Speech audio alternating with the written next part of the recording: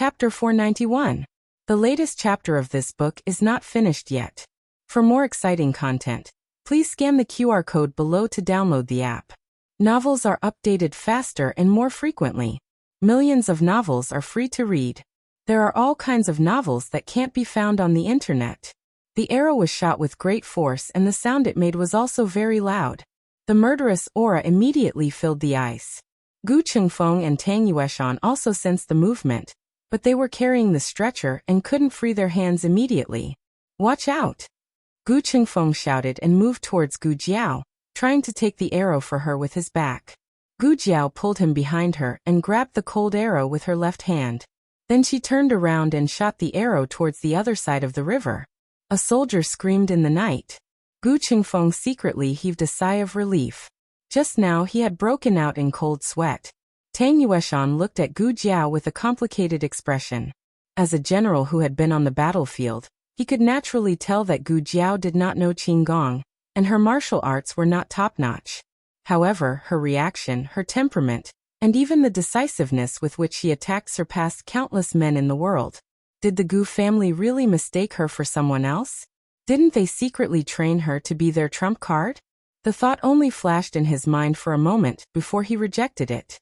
If the Gu family wanted to train someone secretly, it would be Gu Chengfeng. After all, Gu Chengfeng was also a good seedling. How could they train a girl? He knew Gu Chao's character too well. He would never value a girl. On the other side of the river stood the remnants of the previous dynasty, who were chasing after them.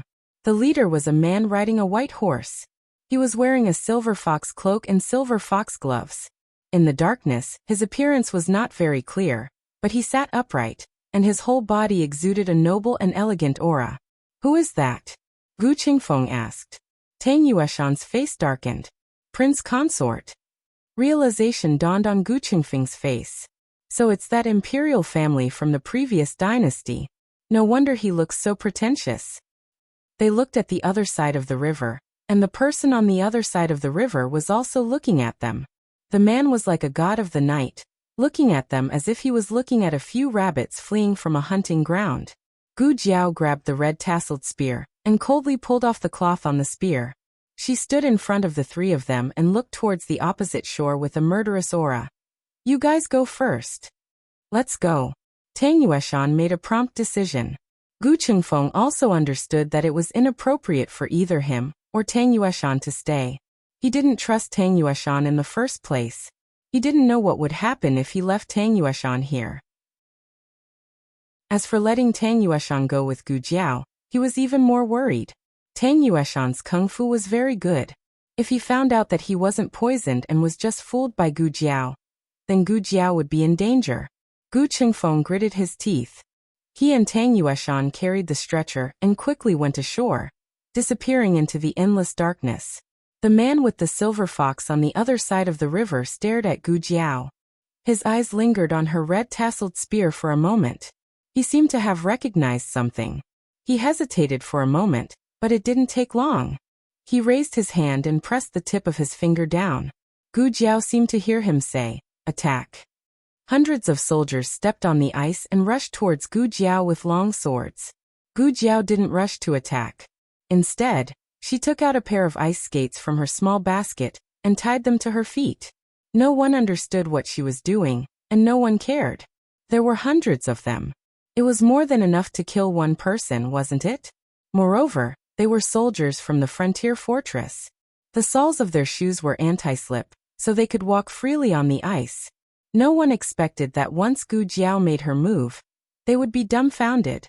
They could at most walk steadily on the ice, but this masked kid was actually running on the ice. No, he was flying on the ice. Gu Jiao was too fast. With the ice skates on, she was like a nighthawk that spread its wings. No one could catch her figure. She waved her spear, and every time she attacked, it was a killing move. The soldiers in front of her fell one by one. In just a moment, almost half of them were killed.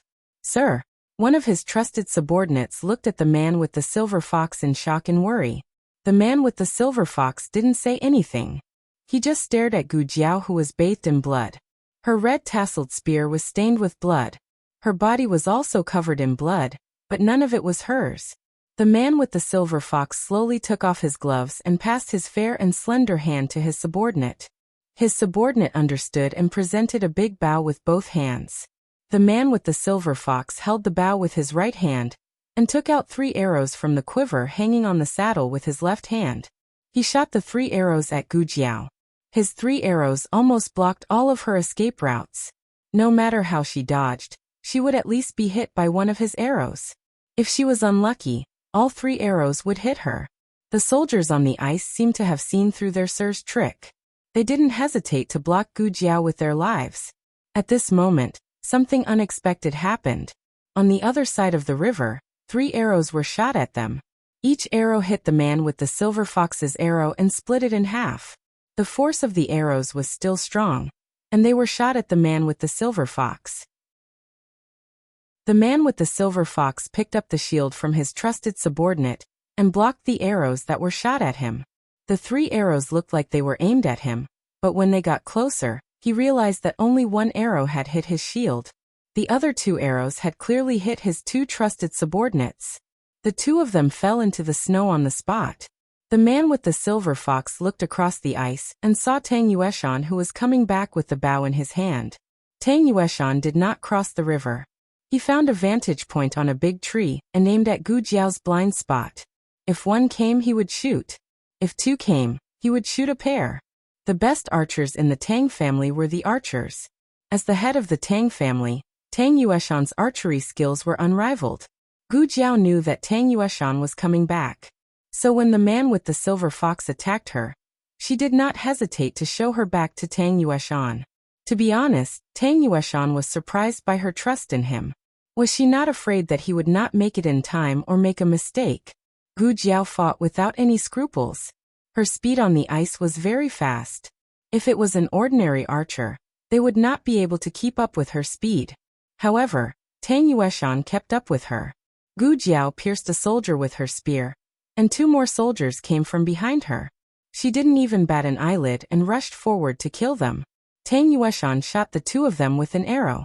If Gu Jiao was the spear that charged forward bravely, Tang Yueshan was the shield that protected her back. The 2 of them cooperated seamlessly.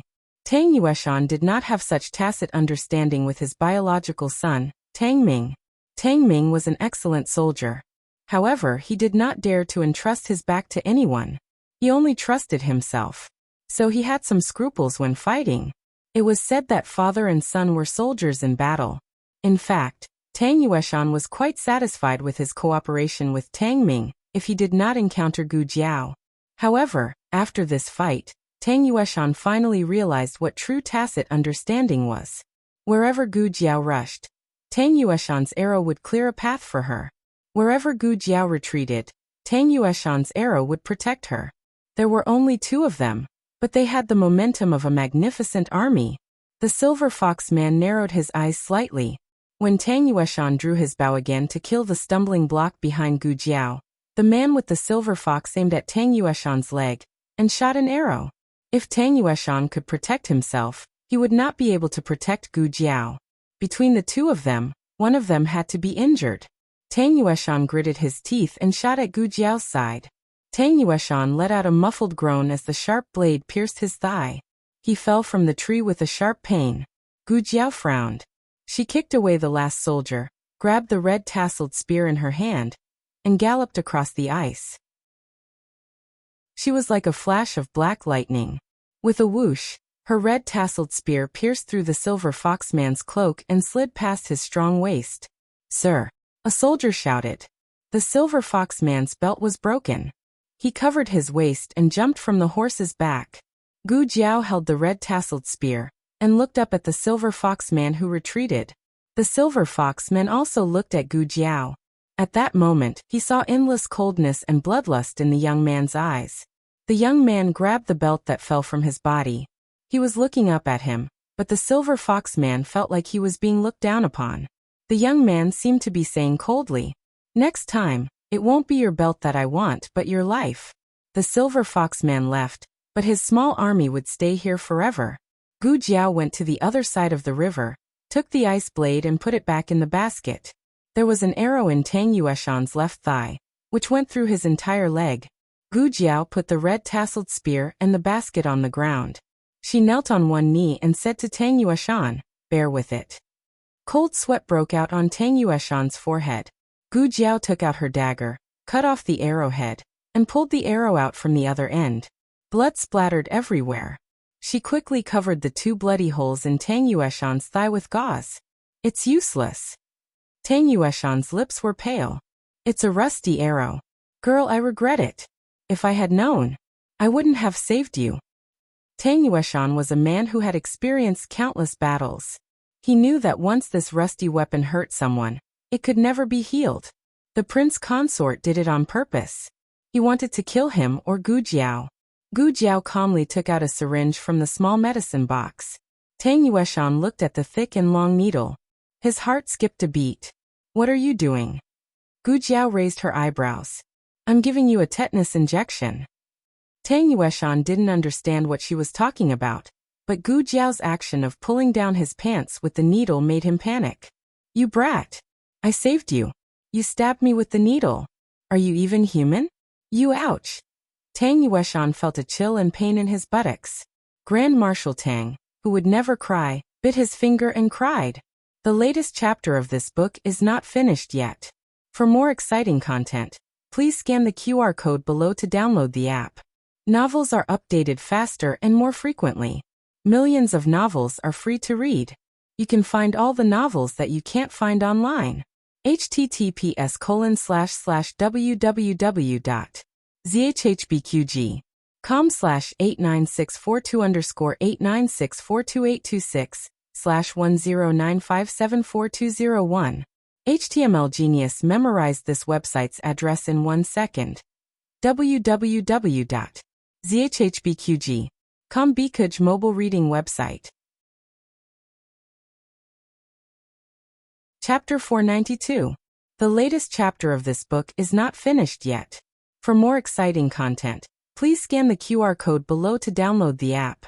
Novels are updated faster and more frequently. Millions of novels are free to read. There are all kinds of novels that you can't find online. Oh, here comes another one who is afraid of needles. A skin test was required for a tetanus antitoxin injection. However, there was no skin test in the medicine box, which meant that Gu Jiao could only give Tang Yueshan a desensitization injection. That was, she would inject a small amount of the antitoxin into Tang Yueshan's body with normal saline. Tang Yueshan was injected 4 times. Gu Jiao looked at the medicine box. Was she bullying Tang Yueshan on purpose? A gust of cold wind blew, and the medicine box was silent. After each injection, there was a moment of observation. Gu Jiao didn't stay idle. She went to clean up the battlefield. By cleaning up, she meant to take every soldier's money pouch, empty every soldier's dry food, and take away the horse that the man with the silver fox didn't have time to take. It was a war horse that was suitable for a frontier fortress. It was fat and strong, and could withstand the cold. Gu Jiao was very satisfied. In addition to these, Gu Jiao also pulled back Tang Yueshan's arrows and the arrows of the remnants of the previous dynasty. She also picked up 2 good shields. Tang Yueshan looked at her, and the corner of his mouth twitched. Even a veteran wouldn't be so skilled. After cleaning up the battlefield, Tang Yueshan also finished the last injection. The 2 of them prepared to meet up with Gu Chengfeng and the old duke. Together with the 2 horses from before, they now had 3 horses. Gu Jiao and Tang Yueshan each rode a horse, and the 3rd horse carried their things. Gu Jiao rode the horse left by the man with the silver fox. She had to admit that the prince's horse was different from the commoners. It was not only beautiful and tall, but its saddle was also made of gold. It was very majestic. Gu Jiao sat valiantly on the horse's back and shook her head happily. Tang Yueshan was speechless. The 2 of them went west. Just now, Tang Yueshan and Gu Qingfeng found a cave. After putting the old marquis in the cave, Tang Yueshan picked up his bow and went back. Gu Qingfeng couldn't stop him even if he wanted to. Gu Qingfeng couldn't leave the heavily injured old marquis to search for someone, so he could only wait anxiously in the cave. After waiting for a long time, they heard the sound of horse hooves approaching from afar. He walked out of the cave and used the light reflected from the snow to take a closer look. When he saw the person sitting on the horse, His hanging heart finally settled back into his stomach. Gu Qingfeng came to pick up Gu Jiao and found that there was an extra horse and a lot of things. Gu Qingfeng frowned and looked at Gu Jiao suspiciously. Did you go to war or rob? Gu Jiao dismounted. Tang Yueshan dismounted as well. Gu Qingfeng saw the gauze wrapped around his thigh. Are you hurt? Tang Yueshan opened his mouth to reply, but Gu Jiao had already turned to Gu Qingfeng. Are you hurt? No, Gu Jiao said. She wouldn't get hurt easily. If she got hurt, she wouldn't be able to see anything. That's good. Give it to me. You go in and warm yourself by the fire. Gu Qingfeng took the reins from Gu Jiao. Tang Yueshan also handed the reins to Gu Qingfeng. Gu Qingfeng said grumpily, Tie up your own horse. Tang Yueshan chuckled. This is your horse. Gu Qingfeng was speechless. Gu Jiao walked into the cave and found that it wasn't an ordinary cave. The entrance was narrow, but there was a huge cave inside. No wonder Gu Qingfeng dared to make a fire. The light from the fire couldn't reach the entrance. Perhaps it was because of the heavens, but it snowed again that night. Heavy snowflakes the size of goose feathers fell one after another, covering their tracks. The three of them sat around the fire. The old duke lay on the stretcher next to Gu Qingfeng. After a long journey, they were a little hungry. Gu Jiao took out a small pot from the basket on her back. Tang Yueshan's eyelids twitched when he saw the pot. Why did this girl bring a pot with her? Gu Jiao went outside to fill the pot with clean snow and put it over the fire to boil. Then she took out the dry food she looted from the soldiers of the former dynasty. Gu Jiao and Gu Qingfeng both had their own water sacks, but Tang Yueshan didn't. Here you go. Gu Jiao handed him a water sack. Tang Yueshan thought, why do you have everything? Tang Yueshan took the water sack. Seeing the emblem of the former dynasty on it, he understood that Gu Jiao looted it from the soldiers again. When they were marching and fighting, it was good enough to have water to drink. Naturally, they wouldn't be picky about whether the water sack had been used before. However, Gu Jiao gave him a new one. He didn't know if it was a coincidence or if she had chosen a new one. Tang Yueshan looked at Gu Jiao with a complicated expression. It's almost done. Gu Jiao said. Tang Yueshan lowered his gaze. He didn't say that he wasn't waiting for food. Gu Jiao distributed the baked pancakes. The few of them ate the pancakes and drank the snow water. No one said anything. Tang Yueshan was used to this kind of food. He subconsciously looked at Gu Jiao and Gu Qingfeng. He thought that Gu Jiao wouldn't be used to it. Who would have thought that Gu Jiao ate at ease while Gu Qingfeng looked disgusted? That was true.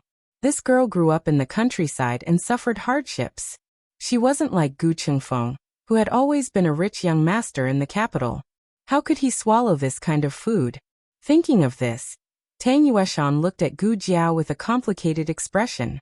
After the meal, Gu Qingfeng took out a map.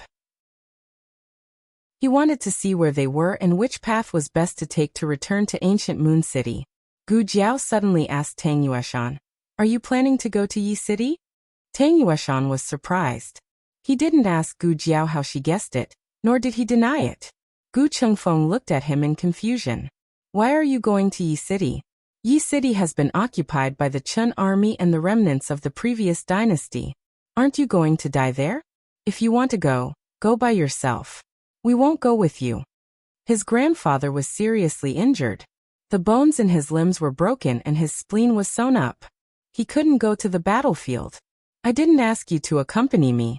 When the snow stops, you can go your own way, and I'll go mine. Tang Yueshan thought of something and asked Gu Jiao, How long will it take for the poison to take effect? Gu Jiao said without changing her expression, A month. Tang Yueshan thought for a moment. That's enough. I'll go to ancient Moon City to find you in a month. Gu Jiao asked strangely, Why do you have to go to Yi City? Tang Yueshan said seriously, My army is there. They've been captured by the Chun army. I'm going to rescue them. Gu Qingfeng wanted to taunt Tang Yueshan, but he couldn't find the words to do so. Tang Yueshan had snuck into a city occupied by the enemy alone. He knew that he was going to die, but he still did it without hesitation. It didn't matter if he was greedy for glory, or if he was full of sincerity, but this time, Gu Qingfeng couldn't find anything to say. Gu Jiao paused and asked, What's the situation in the three cities now? Tang Yueshan said, Beiyang City and Yi City have been occupied by the Chen army. The one guarding Beiyang City is Prince Chen Guobua, the sixth prince of the Chen kingdom and Yuan Tang's uncle. He's the commander-in-chief of the Chen army. The one guarding Yi City is the Rong family of the Chen kingdom. Yuan Tang's uncle, General Rong Yao, is the vice commander-in-chief of the Chen army. Gu Jiao nodded. It was similar to the situation in the dream. What about Lingguan City? Gu Jiao continued to ask. Tang Yueshan said, there are some Chen army in Lingguan City, but it's mainly guarded by the remnants of the previous dynasty. Princess Ning and son-in-law, Lord Fu Yun, has the blood of the previous dynasty's royal family. His uncle named himself King Yi. It's said that he's going to be the emperor soon. Gu Qingfeng said coldly. They're overestimating themselves. The previous dynasty has been destroyed for 200 years. It's no longer in power. Do they really think they can overthrow the imperial power just because they bought some people and colluded with the Chen army? When my eldest brother comes, he'll lead the Gu army to wipe them all out. Gu Jiao didn't say anything. In the dream, Gu Chongqing did win the battle, but he was set up by a villain. The Gu army was almost wiped out and his legs were cut off. The snow in the pot was gone. Gu Jiao said, I'll go get some snow. I'll go, Gu Qingfeng said. No need. Gu Jiao took the pot and went out. Only the old duke, who was sleeping, and Gu Qingfeng and Tang Yueshan were left in the cave. What are you looking at? Gu Qingfeng rolled his eyes at him. He picked up some wet firewood from outside the cave and put it beside the fire. Tang Yueshan suddenly said, she's my sister-in-law. Gu Qingfeng was taken aback by this abrupt question. Why did it have to do with your sister-in-law? Who cares about your family's affairs? Tang Yueshan also went out of the cave, leaving Gu Qingfeng alone in the wind. After a while, Gu Qingfeng patted his thigh and said, I remember now. He said that. It was a few days ago. Tang Yueshan mocked his grandfather for being sanctimonious, and said that he and Gu Jiao were children who grew up crooked. Gu Qingfeng then retorted to Tang Yueshan. One of the sentences was about Tang Yueshan seizing his younger brother's wife. I remember wrong. Tang Yueshan is the second son in the family, and Mrs. Tang is his sister-in-law. So when he said those words to me just now, he wanted to tell me that he wasn't seizing his younger brother's wife, but his sister-in-law? Gu Qingfeng was speechless. Tang Yueshan must be out of his mind. They still had to take turns to keep watch at night. In case Gu Jiao didn't wake him up again, Gu Qingfeng decisively kept watch for the first half of the night. In the second half, he didn't wake Gu Jiao up, but Tang Yueshan. It's your turn. Tang Yueshan woke up with the big bow in his arms. Without saying anything, he got up and dragged his injured left leg to the entrance of the cave. They couldn't light a fire at the entrance of the cave. It was too eye-catching and easy to be discovered. The cold wind whistled, blowing Tang Yueshan's body that was gradually getting cold. His leg was pierced through, so he couldn't stand. He had to sit on the cold ground. Suddenly, a small figure came over. Tang Yueshan didn't need to look back to know who it was. He looked at the flying snow in front of him and said, What are you doing here? Gu Jiao threw something into his arms. It's time to take medicine. Tang Yueshan picked up the strange little capsule. Antidote. Gu Jiao said, Anti-inflammatory medicine. The latest chapter of this book is not finished yet. For more exciting content, please scan the QR code below to download the app. Novels are updated faster and more complete. Millions of novels are free to read. You can find all the novels that you can't find online.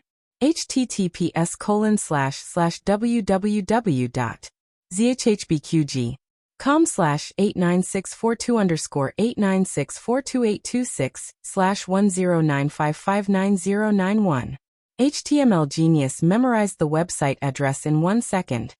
www.zhbqg.com Bikugo mobile reading website. Chapter 493. The latest chapter of this book is not finished yet. For more exciting content, please scan the QR code below to download the app. Novels are updated faster and more frequently. Millions of novels are free to read. There are all kinds of novels that you can't find online. Tang Yueshan understood the meaning of anti-inflammatory. Many soldiers suffered from inflammation after being injured, which was the last thing the medical officers wanted to see.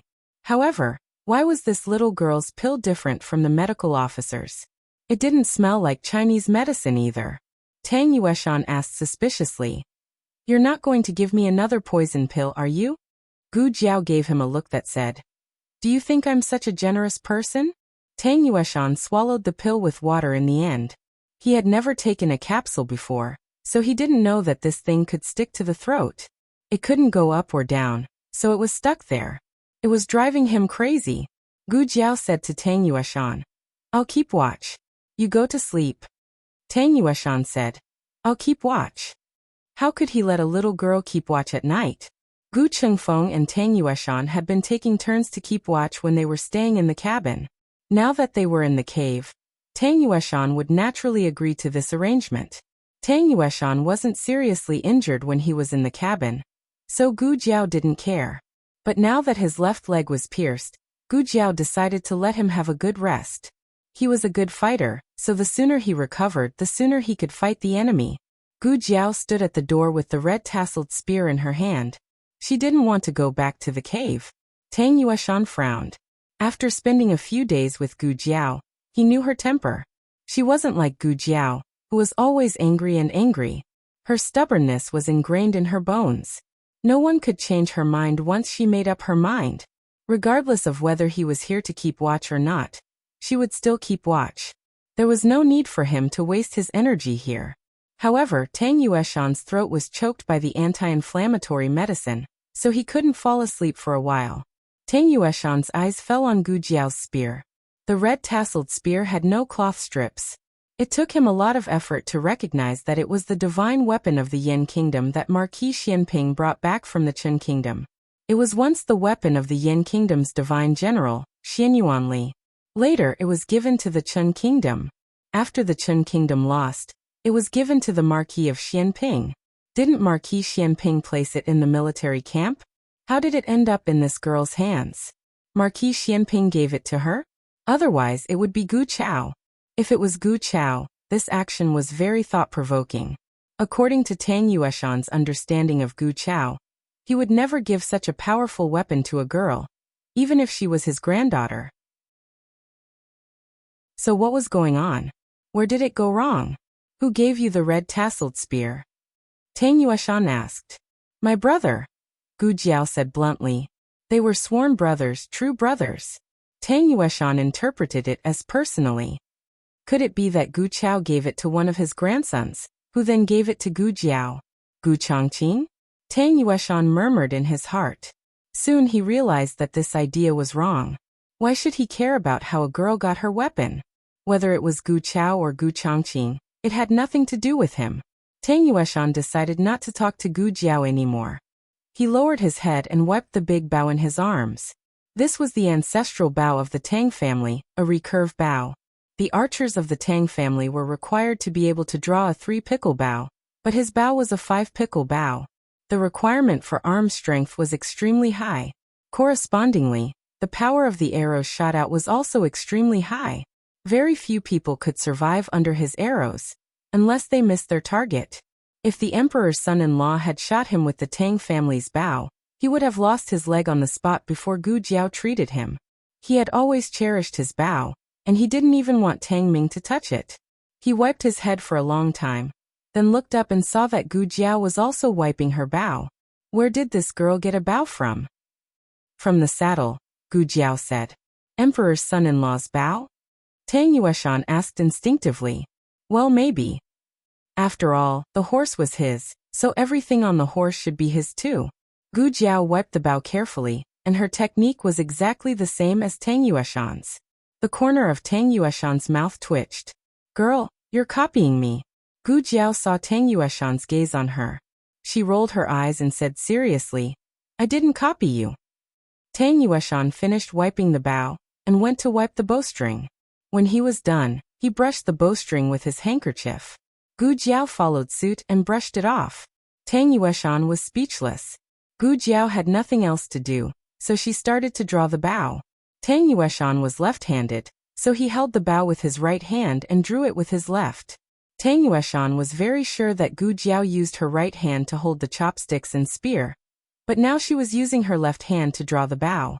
Tang Yueshan's mouth twitched. You didn't copy me. You didn't copy me. I don't care if you copy me or not, I won't teach you. Tang Yueshan held his bow and leaned against the wall at the entrance of the cave. He closed his eyes and waited quietly for the anti-inflammatory medicine to slide down his throat. Gu Jiao didn't shoot an arrow. She was just practicing. She didn't make much noise, and even Gu Qingfeng didn't wake up. However, Tang Yueshan was an archer, and he was very sensitive to the sound of the bowstring. He knew that Gu Jiao was using the wrong strength and posture. He held the bow in his arms and turned to the left, ignoring Gu Jiao.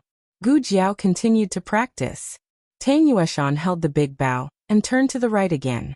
God knows how many times Tang Yueshan tossed and turned. The sound of Gu Jiao pulling the wrong bow was driving Tang Yueshan crazy. It was like a teacher was teaching. It's the father's fault if you don't teach. But there was still a stupid student who kept repeating, it's the father's fault if you don't teach. The teacher couldn't stand it. Tang Yueshan couldn't stand it either. You. Tang Yueshan sat up straight and angrily opened his eyes to look at Gu Jiao. That's not how you pull the bow. He regretted it as soon as he said it. What if the girl asked him? Oh, how should he pull the bow? Should he tell her or not? Not tell her. He would never tell her. The girl got Tang Ming online and poisoned him. If he taught her, he would be a donkey. That's how I want to pull the bow. Gu Jiao raised her eyebrows and said. Tang Yueshan was speechless. Gu Jiao kept pulling the bow. Tang Yueshan broke down as long as Gu Jiao pulled the bow. Finally, Tang Yueshan couldn't break down anymore. If he endured it any longer, he would go bald. He stood up and walked toward Gu Jiao. He held the bow in his hand and demonstrated to her. That's how you pull the bow. Hold it here. Don't pull the bowstring too far away. Stick close to your face. Don't pull it too tight. Like this. For the first time in his life, the marshal of the world's armed forces was a donkey. When he realized it, it was too late. Or rather, compared to enduring Gu Jiao pulling the wrong bow over and over again, being a donkey didn't seem so unacceptable. Gu Jiao learned quickly. Tang Yueshan only gave her a few pointers, and she basically grasped the essentials. Tang Yueshan looked at the quiver on the saddle and said, try an arrow. Gu Jiao went to get an arrow, put it on the bow, pulled the bowstring, aimed at the tree outside the cave, and shot. The arrow hit the left side of the tree, but it was still some distance away from the center. Tang Yueshan was amazed that she could achieve this on her first night of learning. When Tang Ming first started learning archery, it took him a month to learn the posture of pulling the bow. Of course, it was because Tang Ming was too young, and his strength and comprehension were not as good as adults. However, Tang Yueshan still felt a sense of accomplishment for teaching this girl to such an extent in one night. Tang Yueshan cleared his throat and said, not bad. At least you hit the target. It was all because he taught her well. Even a pig could teach the best archer in the world. Gu Jiao blinked and pointed with her right hand. She said, I was aiming at the tree next to it. Tang Yueshan was speechless. In Lingguan City, the man with the silver fox returned to the governor's office with his last few subordinates. Sir, the soldiers on duty saluted him. The man with the silver fox was expressionless as he hurried into the mansion. He didn't go anywhere and went straight to his courtyard. All of you are dismissed, he ordered the servants in the house. Yes, sir. The servants retreated. Come out, the man with the silver fox said. A man in black jumped down from the beam and saluted the man with the silver fox. Master. The man with the silver fox clutched his waist. His expression changed and he fell onto the chair. The man in black was agitated. Master. The man with the silver fox raised his hand and motioned him to calm down. I'm fine. I'm just a little injured. That brat's red tasseled spear didn't just cut his belt, it also scratched his waist. He didn't say anything because they were facing a great enemy. His every move would affect the morale of the soldiers. Who hurt Master? His master was highly skilled in martial arts. The man in black couldn't think of anyone who could hurt him. The man with the silver fox said thoughtfully, "It's the assassin from that night." The man in black frowned. "The two young men who saved the old Marquis Dingen?" The younger one. The man with the silver fox recalled. "This brat is very strange. He has the black gunpowder from the Yen Kingdom, and the weapons from the Yen Kingdom." The man in black asked, "Don't tell me. The Zhao Kingdom found the Yen Kingdom to back them up?" The man with the silver fox squinted his eyes. "If the Yen Kingdom really backed them up, they would have sent troops to suppress us. Do you think the millions of soldiers in the Yen Kingdom are a joke?" Digression, sigh, I don't know what title to use. It's too late. I'll go to bed first. I'll come up with it tomorrow. The latest chapter of this book is not finished yet. For more exciting content, please scan the QR code below to download the app. Novels are updated faster. Millions of novels are free to read. Novels with content that can't be found on the internet are all available here. https://www.zhhbqg.com/89642_89642826/109557800. HTML Genius memorized this website's address in a second. www.zhhbqg.com Bikuj mobile reading website. Chapter 494. The latest chapter of the book is not finished yet. For more exciting content, please scan the QR code below to download the app. The novel is updated faster. Millions of novels are free to read. There are all kinds of novels that can't be found online. In the next few days, snow fell from the sky and they were all trapped in the cave. Gu Jiao practiced archery in the cave when she had nothing to do. Tang Yueshan regretted teaching Gu Jiao a thing or two last night when he woke up. This girl was the enemy of the Tang family. He should have taught anyone but her. Coincidentally, Gu Qingfeng knew how to shoot arrows. He saw Gu Jiao drawing her bow in the cave and walked over to give her some pointers. He did not hold back from Gu Jiao. As long as he knew how to do something, he would not be stingy. He even used a shield and dry wood to make a simple target and hung it on the rock wall for Gu Jiao to shoot. Gu Qingfeng's archery skills were not bad. After all, he was the son of the Marquis. Even Gu Qinglin, the weakest among them, knew how to shoot on horseback since childhood. However, Gu Qingfeng's skills were only at the top level among ordinary people. Compared to the Tang family's archers, he was not good enough. It was not that Tang Yueshan was boasting, but any soldier from the Tang family's archers could easily outshine Gu Qingfeng's archery skills. Even the worst archers in the Tang family were required to be able to shoot a willow leaf from 100 paces away. Tang Yueshan couldn't stand the way Gu Qingfeng taught Gu Jiao. "You can't go wrong if you listen to me," Gu Qingfeng said to Gu Jiao. Tang Yueshan rolled his eyes in disgust. "You can't go wrong, you're wrong everywhere. Can a bow be pulled that way? Can an arrow be aimed that way?" This was even more unbearable than Gu Jiao pulling the wrong bow. Then Tang Yueshan played the donkey again. Tang Yueshan played the donkey every day. He played the donkey until the snow stopped. The old Marquis's postoperative infection disappeared. He was older, but because of his years of martial arts, his body was not inferior to the young men. His wounds healed well. Tang Yueshan's was even better. Gu Jiao removed the stitches from the 2 wounds on Tang Yueshan's thigh. They passed through the forest and came to a small village on the edge of Lingguan City. Gu Jiao asked the villagers to buy an ox cart. She exchanged the ox for her 2 horses and gave the other horse to Tang Yueshan. Tang Yueshan mounted his horse and said to the 2 of them, "Follow this road and you will reach ancient Moon City." Gu Qingfeng held the reins of his horse. After a moment of hesitation, he looked at Tang Yueshan and said, You really want to go to Yi City alone? Why don't we?" He wanted to say, "Why don't you come back to ancient Moon City with us first? After settling my grandfather down, I'll go to Yi City with you." Gu Qingfeng was not interested in helping Tang Yueshan, but the army trapped in Yi City was the imperial court's army after all.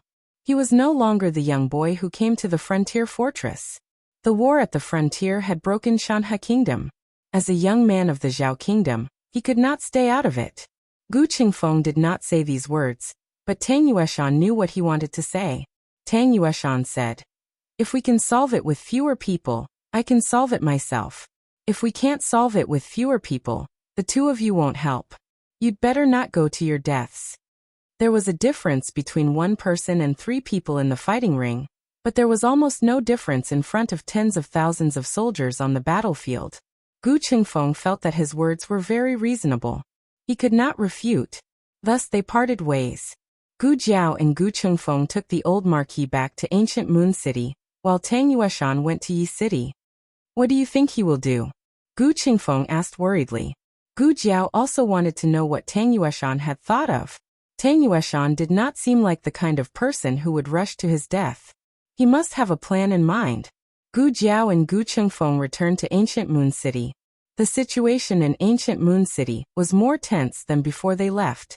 Almost all the shops on the street were closed, and the pedestrians on the road were gone. It was as if a storm was coming. It's going to be like this when the war is coming, right? Gu Qingfeng said with mixed feelings. Gu Jiao nodded in a low voice. The battles of 3 cities started first, and the citizens of ancient Moon City were almost fully prepared. However, even so, it did not change the fact that it eventually became a purgatory on Earth. It was the most miserable of all the cities in the frontier fortress. The Chen Kingdom's army massacred the city here. Men, women, children, and the weak were not spared. Even the livestock were not spared. The carriage arrived at the governor's office. The person who came out to greet them was still Teacher Hu. They had not seen each other for a few days. Teacher Hu looked more haggard than before. He held his official hat and rushed out. He said excitedly and in surprise, "Oh, the two of you are finally back. The two of you left without saying goodbye that night. You scared me. I thought something happened to the two of you." Gu Qingfeng frowned impatiently. "That's enough. Let's go in quickly." The wind was strong outside. They had been blown all the way here. They were almost frozen to death. Yes, yes, yes. Teacher Hu hurriedly agreed and led the way. Inadvertently, he saw a person lying on the handcart that had been set up at the last minute. When the old marquis came to the frontier fortress, he had stayed in the governor's office with Tang Yueshan. Teacher Hu had received them before. Teacher Hu quickly recognized the old marquis. He could not help but be shocked.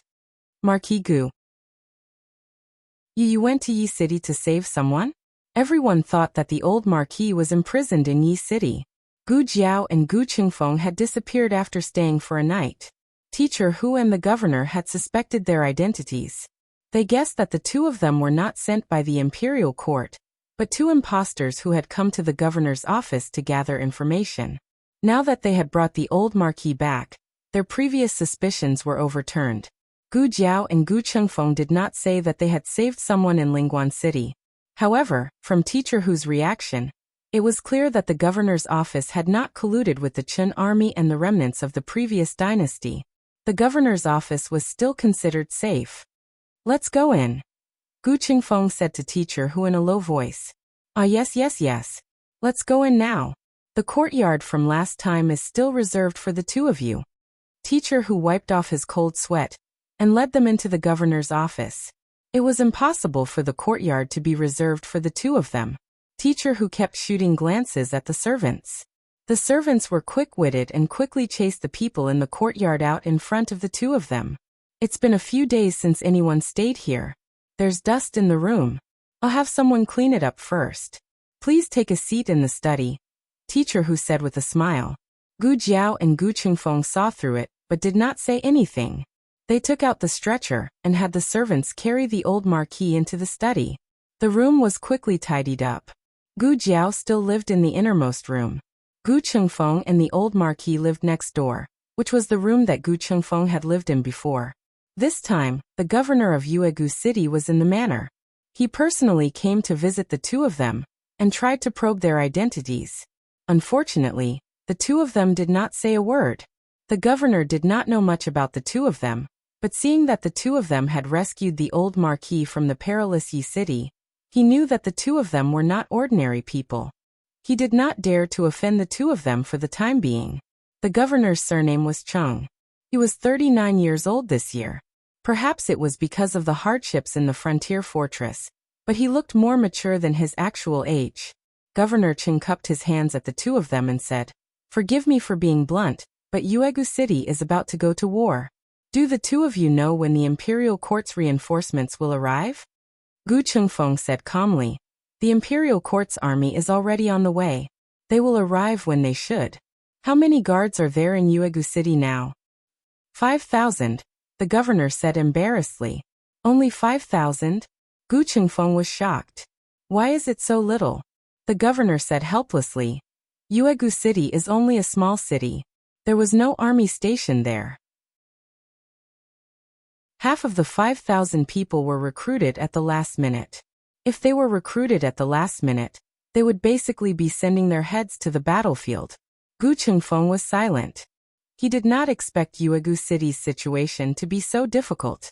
With so few people, if the remnants of the previous dynasty and the Qin Kingdom's army attacked Yuegu City would suffer a crushing defeat. You may leave. We will call you if there is anything, Gu Chengfeng said to Governor Cheng. Governor Cheng cupped his hands.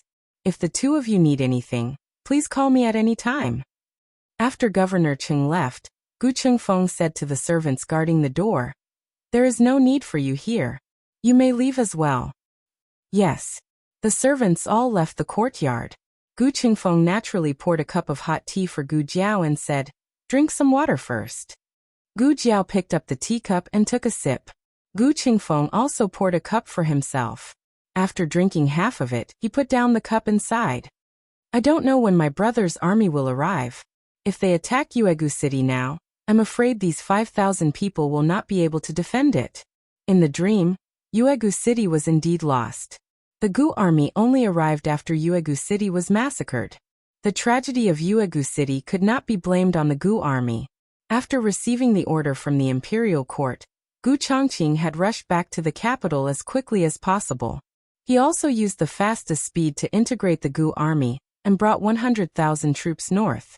Unfortunately, not all of the 100,000 troops were cavalry. With the current conditions of the Zhao Kingdom, the speed of the infantry could not exceed 50 kilometers a day. Otherwise, it might affect the combat strength of the infantry. Due to the influence of the climate of the frontier fortress, the closer they were to the north, the slower the speed of the march. There was even the possibility of snowfall blocking the mountains. Not to mention, the speed of the army did not depend on the fastest cavalry or the second fastest infantry, but on the slowest supplies. The supplies included provisions, tents, weapons, siege weapons, and so on. An army without supplies was like an unarmed soldier. They would not be able to fight. In this way, it was already a miracle that Gu Chongqing could arrive with the army in a few days. 5 days, Gu Jiao said.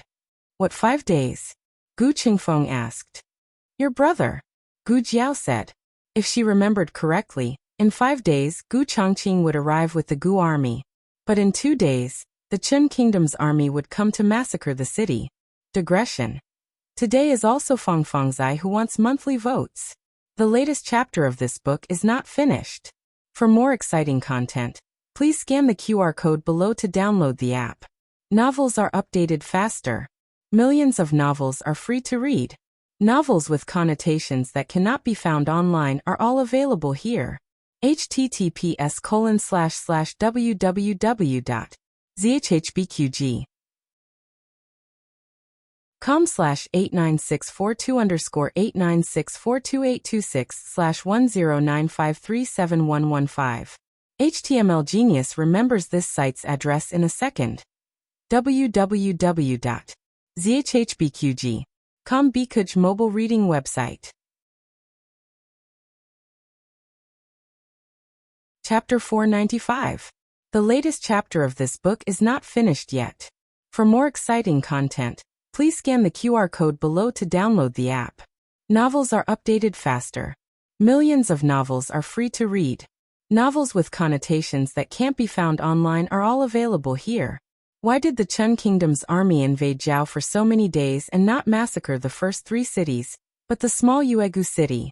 Was Yuegu City the fiercest in resistance? Not at all. The fiercest resistance came from Beiyang City, followed by Yi City and Lingguan City. At least half of Yuegu City's citizens ran away. How could they resist? Rong Yao's youngest son was shot to death on the battlefield. Rong Yao razed the entire Yuegu city to the ground for revenge, and to intimidate the soldiers and citizens at the border. How do you know my brother will arrive in 5 days? Gu Chengfeng didn't suspect that Gu Jiao was talking nonsense because everything she said along the way came true. Are you in contact with my brother and the imperial court behind my back?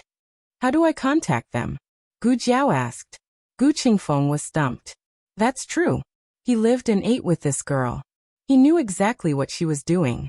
She wouldn't do anything behind his back. Besides, there was no need to do so. It was more likely that she was carrying Tang Yueshan. Thinking of Tang Yueshan, Gu Chengfeng temporarily forgot to ask Gu Jiao why she knew so much. He frowned and said, "It's been 3 days. I don't know how Tang Yueshan is doing. To be honest, I do hate Tang Yueshan, but I don't want anything to happen to him right now."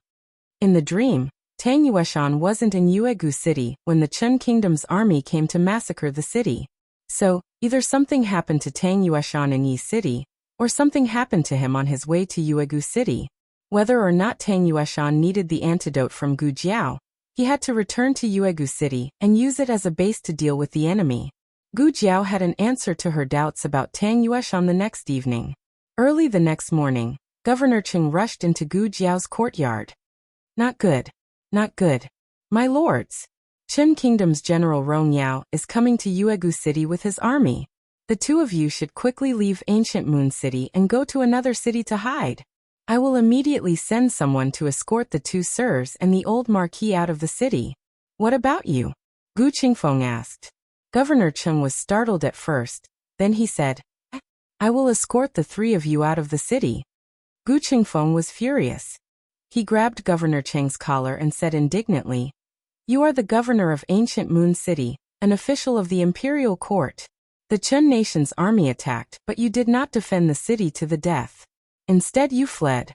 Do you still deserve to be the parent official of the common people? Are you still a man?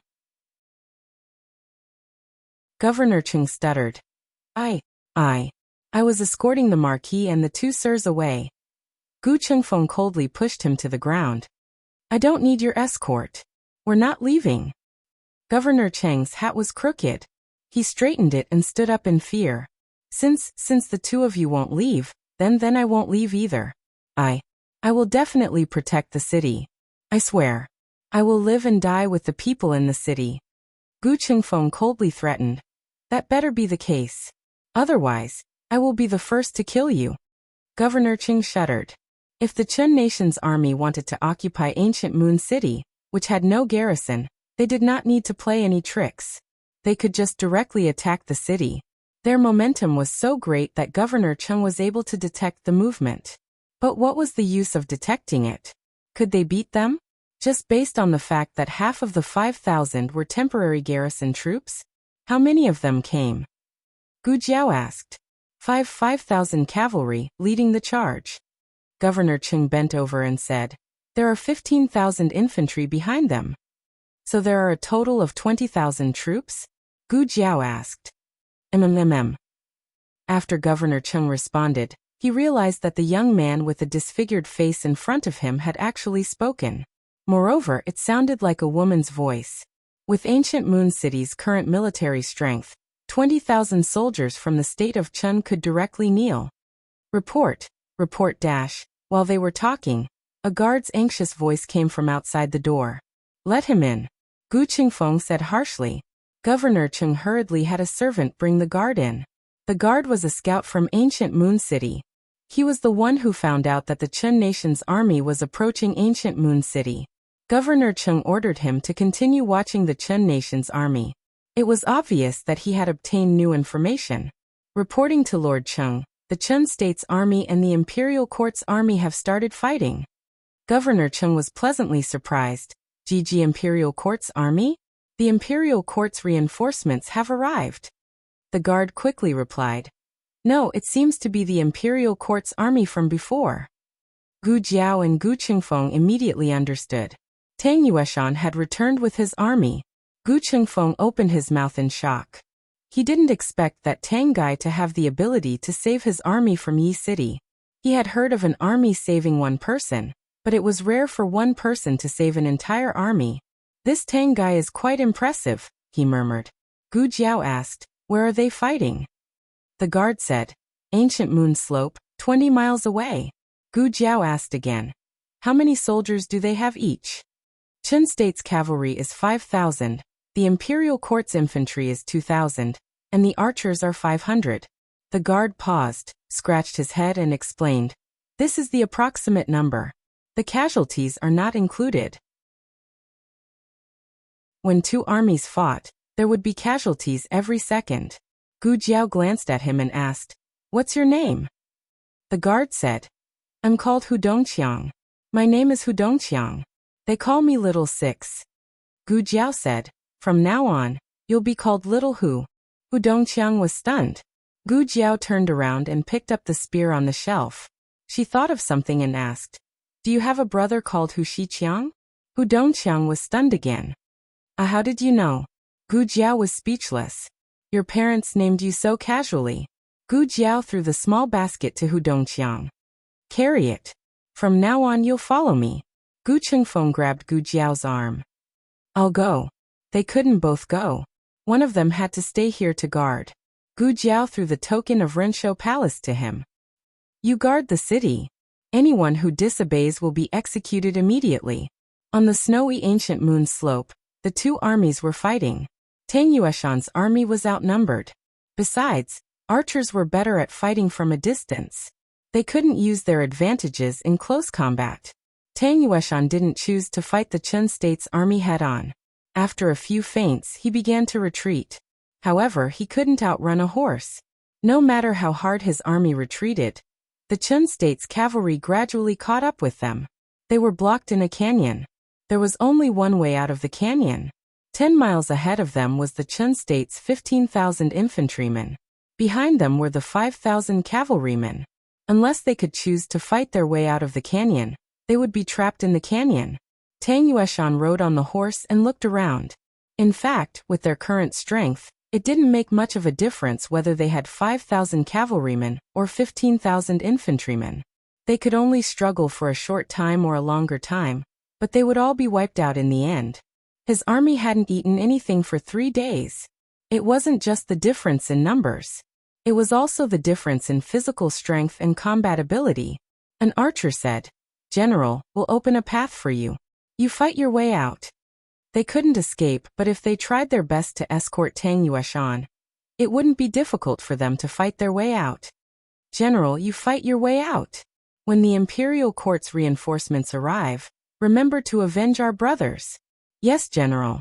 We'll escort you out. No one raised an objection. Tang Yueshan had risked his life to save them from Yi City. They would certainly risk their lives to escort him out of the enemy's hands. Do I look like someone who would drag out an ignoble existence like that? Even if I die today. Before he could finish his words, the Qin State's cavalry shot an arrow in their direction. The archer who suggested Tang Yueshan to leave first was shot hard. Tang Yueshan turned around abruptly and glared at the approaching Qin State's cavalry. Archers, get ready. The 500 archers got into formation and drew their bows. The cavalry was too fast. There wasn't much time left for them to attack. Tang Yueshan waved his arm. Shoot! After the first round of arrows was released, the archers crouched down to prepare.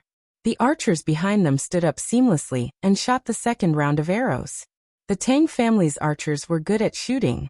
None of their arrows missed their targets. However, they didn't have enough arrows. Before the Qin State's cavalry stepped out of the optimal shooting range, the Tang family's archers had shot all their arrows. 108 arrows, 108 hits. They tried their best. They deserved the title of Tang family's archers. They didn't embarrass Marshal Tang. The archers were ready to die. They pulled out the daggers at their waists. It was time to drag the Qin State soldiers to hell with them. Kill one, tie. Kill two, profit. However, just as everyone was waiting to die together with the Qin State's cavalry, a loud noise came from above. Everyone looked up and saw a huge rock rolling down from the mountain on one side of the valley. The rock rumbled and smashed into the Qin State's cavalry with some kind of explosive sound. With a series of thunderous noises, the Qin State's cavalry around them were blown away. Tang Yueshan also looked up. He saw a young man in green holding a red tasseled spear on the top of the mountain under the sky. He stepped on the rock with one foot domineeringly, and looked down at the Qin State's cavalry who were blown into chaos. On top of the huge mountain range, her figure was very small. However, her aura was so strong that for a moment, Tang Yueshan felt like he was looking at the god of death on the battlefield. Digression. It's Fong Fongzai who wants monthly votes. The latest chapter of this book is not finished yet. For more exciting content, please scan the QR code below to download the app. Novels are updated faster and more frequently. Millions of novels are free to read. You can find all the novels that you can't find on the internet here. https://www.zhhbqg.com/89642_8964286/10953530. HTML Genius memorized the website's address in 1 second. www.zhhbqg.com Bikuj mobile reading website.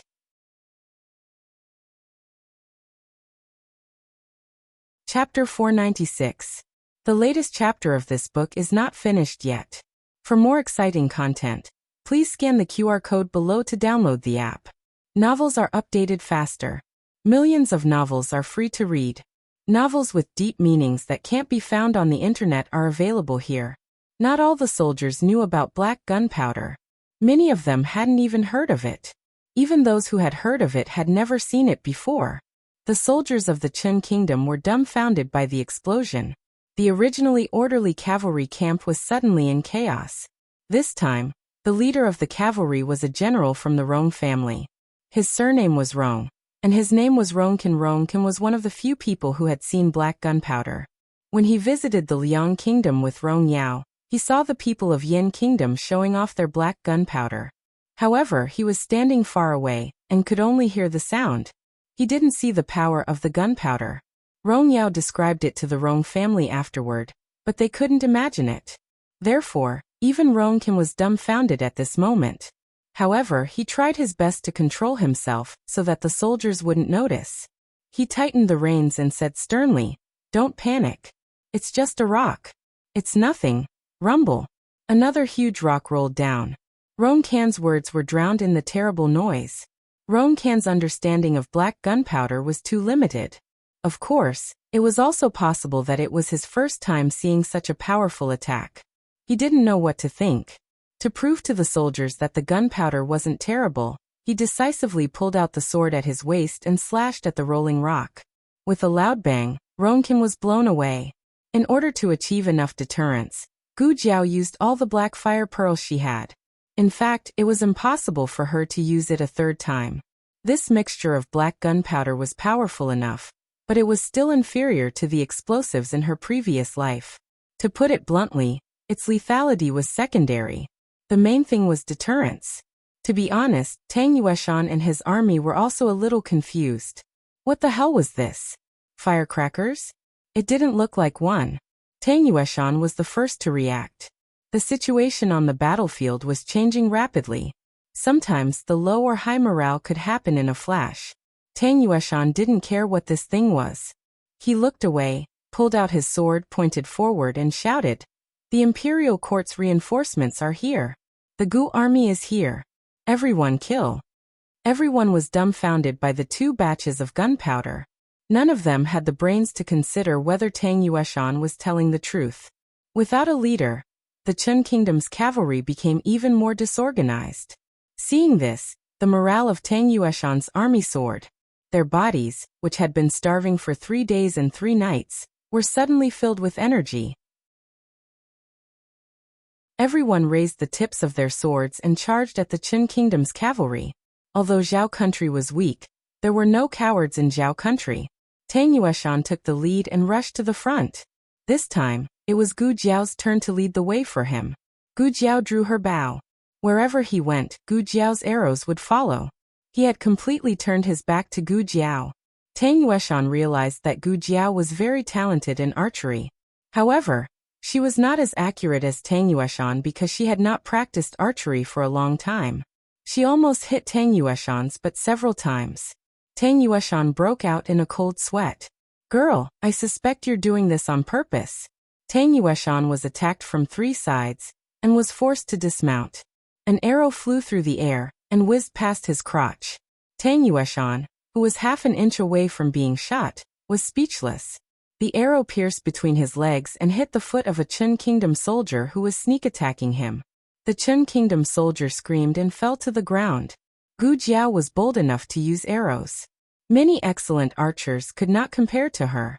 When facing a general like Tang Yueshan, they would be worried that their archery skills were not good enough, and they would accidentally hurt him. Therefore, they would be restrained when shooting arrows. Gu Jiao was not like that. Tang Yueshan had a whole new level of respect for her decisiveness. How many men in the world could do what she did? Tang Yueshan suddenly felt a wave of heat in his chest. He could not tell what it was. He just killed more bravely and fearlessly. There seemed to be someone in the world who understood him. And he understood that person. At that moment, he had forgotten that she was his enemy. In the end, the 5,000 cavalrymen were utterly defeated by Tang Yueshan and his men. They brought their wounded soldiers and fled, regrouping with the army of 15,000 Chun soldiers who were still tens of miles away. Tang Yueshan sat on the ground, gasping for breath. How many did we kill? He asked, panting. 167. A voice came from above Tang Yueshan's head. Tang Yueshan looked up and saw Gu Jiao and a Yi soldier coming down the mountain. It was the soldier who had spoken. Greetings, Marshal Tang. Hu Dongqiang bowed. He was carrying Gu Jiao's basket on his back. Tang Yueshan knew that the basket was very important to Gu Jiao. The fact that he could carry it meant that he had been chosen by Gu Jiao. He was indeed quite observant. Tang Yueshan nodded. Gu Jiao was not wearing a mask. Her face was completely exposed under the sunlight. Everyone looked at her in surprise. The soldiers were not interested in the birthmark on her face. Instead, it was her age that piqued their curiosity. She looked even younger than they were. They looked behind Gu Jiao and up the mountain where Gu Jiao had come from.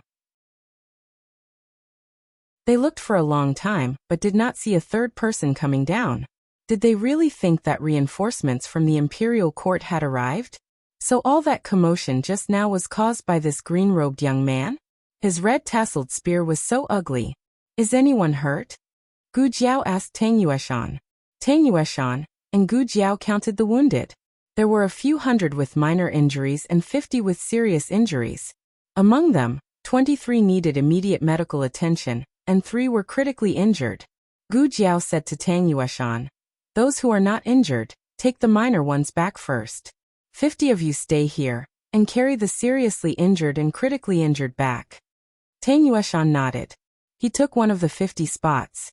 "General, we're not leaving," an archer said. Tang Yueshan said seriously, "This is a military order." The archer gritted his teeth. "Yes, sir." 2 of Tang Yueshan's deputies had died in the line of duty. He picked Deputy General Li from the archers and Deputy General Tsin from the infantry. They led the army forward. Of course, they did not forget to clean up the battlefield and take away the food, weapons and horses left behind by the Chun soldiers. "Take off their armors too. We can melt them and make new ones," Gu Jiao said. Tang Yueshan looked at Gu Jiao deeply. He wanted to say something but stopped on second thought. Xiao Hu climbed to the top of the mountain along the rope, keeping an eye on the Chun army. "I need stretchers," Gu Jiao said to Tang Yueshan. "How many?" Tang Yueshan asked. 10, Gu Jiao said. "Also, I need strips of cloth to take off the belts of the Chun soldiers." Tang Yueshan and his men went around looking for wooden boards and sticks for Gu Jiao. Gu Jiao began to resuscitate 3 critically ill patients. One of the wounded soldier's heart had stopped beating. Gu Jiao took out epinephrine and injected him with 2 injections. His heartbeat recovered. Tang Yueshan was dumbfounded when he saw the strange syringes. Not all the soldiers who died on the battlefield died on the spot. Many of them were seriously injured and died when treatment failed. The Chun's medical skills were better than the Zhao's, so their casualties were much lower than the Zhao's. If they also had excellent medical skills, the death rate of the wounded soldiers would be greatly reduced. That girl just came back to life, didn't she? Even the doctors of the Chun can't do that. Tang Yueshan was excited again. He was not even this excited on his wedding night. Hu Dongqiang shouted from the top of the mountain, "Sir, you have to hurry. The Chen army is coming. They'll be here after another mountain." Gu Jiao asked, "How long will it take to get to the top of the mountain?" Hu Dongqiang answered, "The cavalry is faster. Half an hour. The infantry will take 2 hours." Gu Jiao nodded. She didn't stop cutting the man's thigh. Follow the infantry's speed. The cavalry was scared for a while, and didn't have the courage to take the lead. "The third pair of pliers on the right," Gu Jiao said. She couldn't free her hands. Tang Yueshan was stunned for a moment before he realized she was talking to him. He skillfully found the third pair of pliers, which looked like scissors to him. "Clamp here." Gu Jiao signaled Tang Yueshan with her eyes. "Are you going to cut his veins?" Tang Yueshan frowned. "These are hemostatic forceps." Gu Jiao said, "Hurry up." Tang Yueshan suspiciously used the scissors and found that the veins were not cut. The bleeding had stopped. Tang Yueshan wasn't scared of blood or wounds. He watched the whole process and felt more and more that this girl was not simple. Gu Jiao stopped the bleeding of the last critically ill patient. She took off her gloves and said, "Okay, get on the stretchers. These 3 go first." Tang Yueshan ordered 10 soldiers to take turns carrying the 3 stretchers. Of the remaining 23 seriously injured patients, only 7 needed to be carried on stretchers. The rest could ride on horseback. Gu Jiao raced against time to treat the wounds of the wounded soldiers. There was not enough time, so she could only do simple treatment. Even so, time passed. Hu Dongqiang said, "Sir, they're coming down the mountain. They're less than 6 miles away. We have to hurry. These 2 soldiers can get on the stretchers. This soldier, get on the stretcher. Get on the stretcher." The wounded soldiers left one after another, and the Qin Kingdom's army approached step by step. There were only 2 wounded soldiers left. When Gu Jiao was about to treat one of them, the man suddenly grabbed Gu Jiao's hand. He heard Hu Dongqiang call her sir, so he followed suit. "Sir, you and Marshal Tang go first." "Shut up." Gu Jiao took his hand away.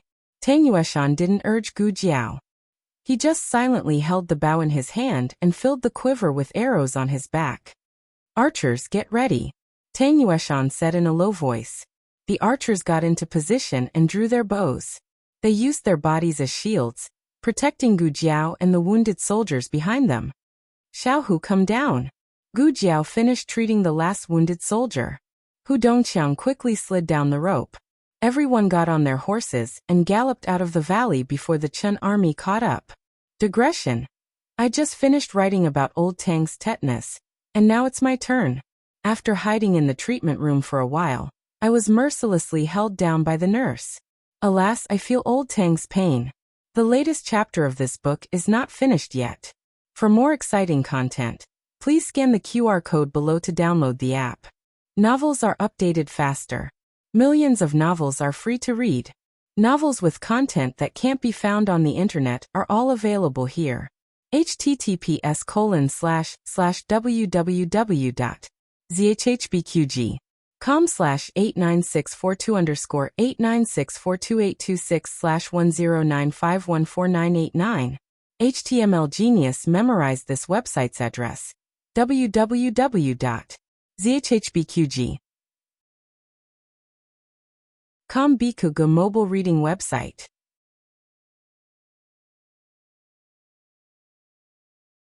Chapter 497. The latest chapter of this book is not finished yet. For more exciting content, please scan the QR code below to download the app. Novels are updated faster. Millions of novels are free to read. Novels with a deeper meaning that can't be found online are all available here. The news that the Chen army was about to invade Yuegu City had already spread. Everyone closed their doors and windows. Gu Qingfeng stood on the city gate tower, pacing back and forth anxiously. Finally, he saw a large group of soldiers swarming toward Yuegu City. However, Tang Yueshan and Gu Jiao were not among them. "There are still people behind," a soldier said. Gu Qingfeng told them to hurry into the city. Wave after wave of injured soldiers came, but Gu Jiao was nowhere to be seen. Gu Qingfeng's brows gradually formed a layer of frost. After spending so much time with Gu Jiao, how could he not guess what Gu Jiao was doing? According to convention, if there were really injured soldiers, they would be brought back to the city for treatment. However, if they died halfway or were permanently disabled, there was nothing they could do. However, Gu Jiao would not do that. You little girl. Gu Chengfeng clenched his fists. Gu Chengfeng clenched his fists. He regretted asking her to pick up Tang Yueshan. If only he had let her stay here. No, if she stayed here, there would be many more casualties. Just as Gu Chengfeng was feeling extremely anxious, a soldier beside him suddenly said, "Sir, look." Gu Chengfeng looked up. Gu Jiao was back. She was riding the fastest horse, carrying the longest and heaviest spear, rushing all the way here. Tang Yueshan and his soldiers also rushed back with her. Not far behind them, the state of Chen's cavalry was madly chasing after them. The Chen army had already realized that they had been fooled. The imperial court's reinforcements had not arrived at all. Everything was just a few soldiers deliberately mystifying and deceiving them. In order to get back at Gu Jiao, Tang Yueshan and the others, more than 4,000 cavalrymen of the Chen kingdom carried out a frenzied pursuit. On the city gate tower, Governor Cheng saw this soul-stirring scene. He was so scared that his legs turned to jelly, and his body swayed, almost hitting the wall. He turned pale with fright and said, "Oh, the Chen army is here. Close the gate. Close the city gates. Don't turn it off." Gu Chengfeng shouted. Governor Cheng tried his best to persuade him. "My lord, if he didn't, it would be too late. Even if you don't think for yourself, you have to think for the people in the city. I know that Grand Marshal Tang and another lord are outside, but to sacrifice the lives of all the people in the city for the sake of a dozen of their lives." He couldn't finish his sentence. Regardless of whether he was truly thinking for the sake of the people in the city or if he was afraid of death, there was one thing that Gu Chengfeng had to admit. Once the Chen kingdom's cavalry charged in, the city gates would never be able to be closed again. The Chen nation's army would march straight in, and the civilians in the city would suffer the flames of war, plunging them into misery and suffering. But Gu Jiao was still down there. "My lord," Governor Cheng choked as he looked at Gu Chengfeng. Gu Chengfeng clenched his fists, his body trembling slightly. Wait a little longer." 600 steps, 500 steps, 400 steps. Governor Cheng was extremely anxious. "My lord, I can't wait any longer. The city gates can't be closed all at once." The city gates were thick and heavy, and they were all equipped with capstans. Dozens of guards had to pull the iron chains at the same time to slowly close them. 100 steps. Gu Chengfeng gritted his teeth. "Close the city gates." Governor Cheng hurriedly said to the guards beside him. "Quick! Tell them to close the city gates." Dozens of guards pulled the iron chains on the capstans. The capstans slowly turned, and the city gates began to close. Outside the city gates, the bridges on the moat began to slowly rise. Gu Jiao rode in front. Her horse was good, so she could easily get on it. However, she suddenly stopped in front of the city gates. She tightened her grip on the reins, turned around and said, "Wounded soldiers, go in first." 2 wounded soldiers urged their horses to step onto the bridge that had been raised by 1 foot. Then, she had Hu Dongqiang and the archers step onto the bridge one by one. When the last archer stepped onto the bridge, the Chen kingdom's cavalry attacked them. Arrows covered the sky and covered the earth. The archer's horse was hit by an arrow, and he and his horse immediately fell to the ground. Gu Jiao urged her horse forward. She leaned out, grabbed the archer, and threw him onto the bridge. By then, the bridge had already closed halfway. The horses could not get on it. "Stop. All of you, stop!" Gu Chengfeng shouted. "We can't stop," Governor Cheng said. The bridge rose faster and faster toward the end. It was about to close, but Gu Jiao and Tang Yueshan were still outside. Tang Yueshan dodged the arrows of the Chen kingdom's cavalry, while grabbing Gu Jiao and throwing her onto the bridge. Everything happened in the blink of an eye. By the time Gu Jiao fell off the bridge had already closed behind her with a bang. The city gates were left with only a small gap. Gu Jiao quickly rolled behind the city gates. The city gates were now closed. Tang Yueshan rode on his horse, sword in hand. He stared at the 4,000 Qin Kingdom's cavalry charging toward him with no fear of death. The Qin Kingdom's cavalry was not very good at archery.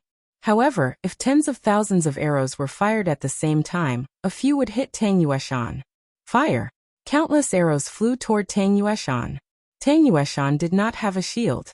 He only had a long sword in his hand. Just as Tang Yueshan was about to be shot into a sieve, a vigorous figure jumped down from the sky and whipped Tang Yueshan around the waist. Go! At Gu Qingfeng's order, the soldiers on the city gate tower pulled the ropes and pulled the two up together. Almost at the same time, hundreds of arrows pierced through the spot where Tang Yueshan had been standing and hit the city wall. This battle was no longer about the life and death of one person. It was about the survival of the entire city and the fortune of the Zhao Kingdom. In the face of national hatred, no matter how big the grudge was, it was all personal. Gu Qingfeng and Tang Yueshan went down the city gate tower and saw Gu Jiao, who was treating the wounded soldiers in a makeshift tent. Gu Jiao did not know that Tang Yueshan had been rescued. The moment she entered the city, the gate was closed. Tang Yueshan had sacrificed his chance of survival to throw her in. She knew that, but she would not sleep in the emotions it brought. She quickly entered a state of combat readiness. Her calmness and decisiveness shocked Tang Yueshan again. If he had not seen what she had done before, Tang Yueshan would have thought that she was a cold-blooded person. Tang Yueshan and Gu Qingfeng saw that she was fine and did not disturb her. Tang Yueshan took over the defense of ancient Moon City. He brought back 2,000 infantrymen and 500 archers from Yi City. Together with the 5,000 soldiers in the city, there were 7,500 soldiers in total. Nearly 600 were wounded. All the wounded soldiers requested to fight, but they had to be evaluated by Gu Jiao. They could only fight when she thought they were fit to fight. In addition, nearly half of the 5,000 soldiers in ancient Moon City were able-bodied men temporarily recruited from the common people. These people would not rush to the front line to die. Tang Yueshan picked out those who were trained in martial arts to join the rear camp. Those who were not trained in martial arts stayed on the gate tower and were mainly responsible for supporting the weapons, such as throwing stones. In addition, there were not enough weapons and armor. Tang Yueshan ordered his subordinates to gather the blacksmiths in the city and have them forge overnight. Wait. General Tang, do you have any other orders? Tang Yueshan paused and said to Deputy General Li, forge another set of armor. Nearly 20,000 soldiers from the state of Qin arrived at the city. They were like a giant beast that could swallow ancient Moon City at any time. The common people in the city closed their doors and windows. Everyone was in danger. There was not much food left in the governor's office. Because there was no garrison, the food was only enough for 2,000 guards. Now that there were 5,000 more mouths to feed, the governor's office's granary was suddenly stretched to the limit. Gu Qingfeng's task was to buy food from the common people in the city. He went with advisor Hu. Let's go to the grain shop in the city first, Gu Qingfeng said. Advisor Hu brought Gu Qingfeng to a rice shop near the city gate tower. The door of the grain shop had long been closed, but the owner did not dare to close the door and refuse an official. How much grain do you have left? Sell it all to me, Gu Qingfeng said to the owner. The owner glanced at Gu Qingfeng in surprise. No more? Gu Qingfeng asked. Ah, yes. The boss braced himself and handed over all the rice and grains in the shop. Sir, that's all. There's no more. How much for everything? Gu Qingfeng said as he took out his money bag. The owner was stunned again. This time he was sure that he had not misheard. This official was really here to buy grain, not to collect grain. The owner took out his abacus and tapped it for a while. He said carefully, 5 taels of silver. Gu Qingfeng gave him the money. The boss held the silver in his hand and was dumbstruck for a long time, unable to recover from his shock.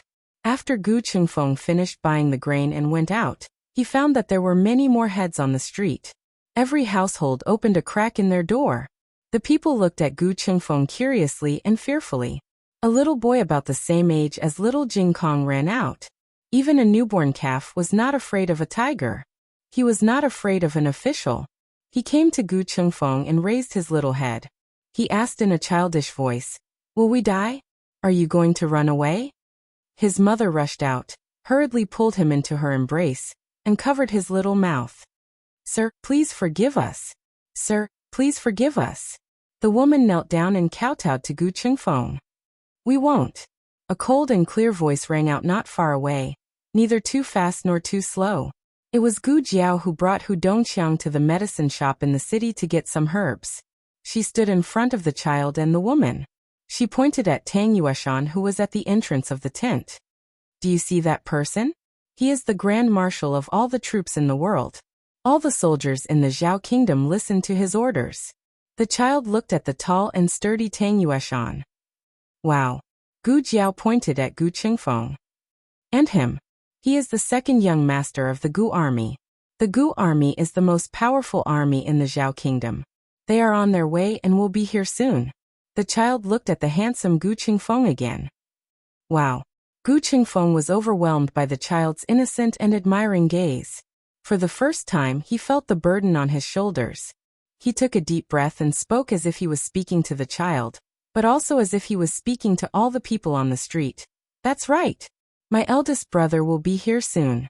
He brought 100,000 Gu army soldiers. Everyone, don't worry. Ancient Moon City will be saved. Even if we have to fight to the last man, we will definitely defend this city." Digression. Seeing that everyone was asking why he needed a tetanus shot, well, it was actually because he installed a squat machine at home and accidentally overturned it. When he opened the packaging, he used a newly bought knife to cut his finger, creating a thin, deep, and long wound. The amount of blood was a bit large. Tetanus bacillus was an anaerobic bacterium. Generally, for this kind of deep and sealed wound, the doctor would recommend an injection to be on the safe side. The kind of open wound was not conducive to the growth of tetanus bacillus. Today it was the injured Fangfang's eye. The latest chapter of this book is not finished yet. For more exciting content, please scan the QR code below to download the app. Novels are updated faster. Millions of novels are free to read. Novels with connotations that can't be found online are all available here. https://www.zhhbqg.com/89642_8964286/10951347. HTML Genius remembered the website address in 1 second. www.zhhbqg.com Bikugo mobile reading website.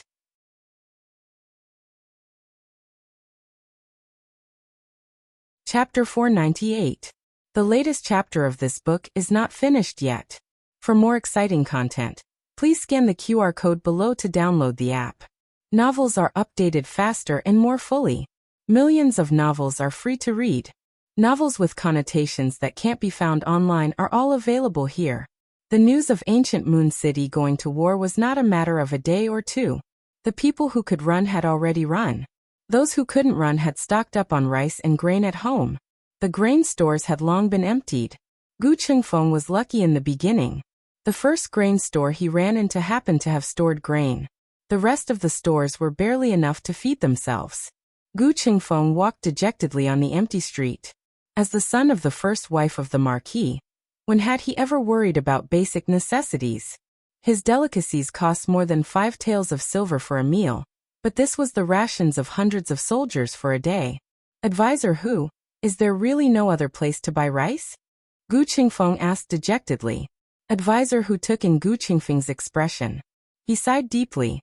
We've been to all the stores that have grain. This is all we have. If not, they would have to go door to collect grain. Advisor Hu didn't say anything about this. He could tell that these 2 young officials were different from the imperial envoys. They wouldn't forcibly collect things from the people. How long can our grain last? Gu Qingfeng asked. This. Advisor Hu calculated silently in his heart. If we reduce it by 1 meal a day, it can last for 2 days. Gu Qingfeng muttered. But my eldest brother won't be here for another 4 days. Moreover, they couldn't reduce it. They were soldiers who protected their country. How could they be allowed to fight on an empty stomach? Not to mention that the Chun army wouldn't attack the city in the next few days. They were already at the city gates. If they didn't seize the opportunity to take Ancient Moon City, Were they going to wait for his eldest brother to come and wipe them all out? As the two spoke, they returned to the camp near the city gate tower with the grain pulled by the mule cart. Gu Qingfeng walked with his head down and didn't look forward. Advisor who did the same. All of a sudden, one of the accompanying soldiers shouted, "Sir! Advisor! Look!" Gu Qingfeng and Advisor who looked in the direction of the soldier's finger. It was the kitchen near the camp. Strange bundles were placed on the ground in front of the kitchen door. Some of the bundles were tightly wrapped so they couldn't see what was inside. Some of the bundles were loose and they could vaguely see rice or steamed buns. There were even corn cobs, vegetables, sorghum bread, pancakes, bacon, eggs, and so on, which were placed in sieves and dustpans. Just as Gu Qingfeng was wondering what was going on, he saw a few commoners carrying a few small bags of flour and corn flour over. They put the flour on the ground and left without saying a word. The child who was talking to Gu Qingfeng just now also came over. He and his mother were together. His mother put down a few freshly baked sweet potatoes. He seemed to want to put something in as well, but he couldn't find anything even after rummaging through his small pocket. In the end, he thought for a moment and took out the half-eaten sesame candy from his mouth. He sucked his saliva and reluctantly put it on one of the sweet potatoes. That was something he could only eat during the new year. But because there was going to be a war, and he didn't know if he could survive, his parents gave it to him in advance. That was the best thing he could give them. Gu Qingfeng's eyes suddenly felt hot. They were the people of the kingdom of Zhao that his grandfather and brother had sworn to protect. But it wasn't just the soldiers who protected the people. The people were also protecting them in their own ways. They were protecting an army and a city. Outside the city walls, the army of the kingdom of Qin had already started to prepare the battering rams and scaling ladders needed to attack the city. Because of the moat, they also needed to prepare a few flying bridges. The flying bridges were being built quickly, and the scaling ladders were also being assembled in full swing. Tang Yueshan looked at their manpower and progress and estimated that they would be ready by tomorrow night.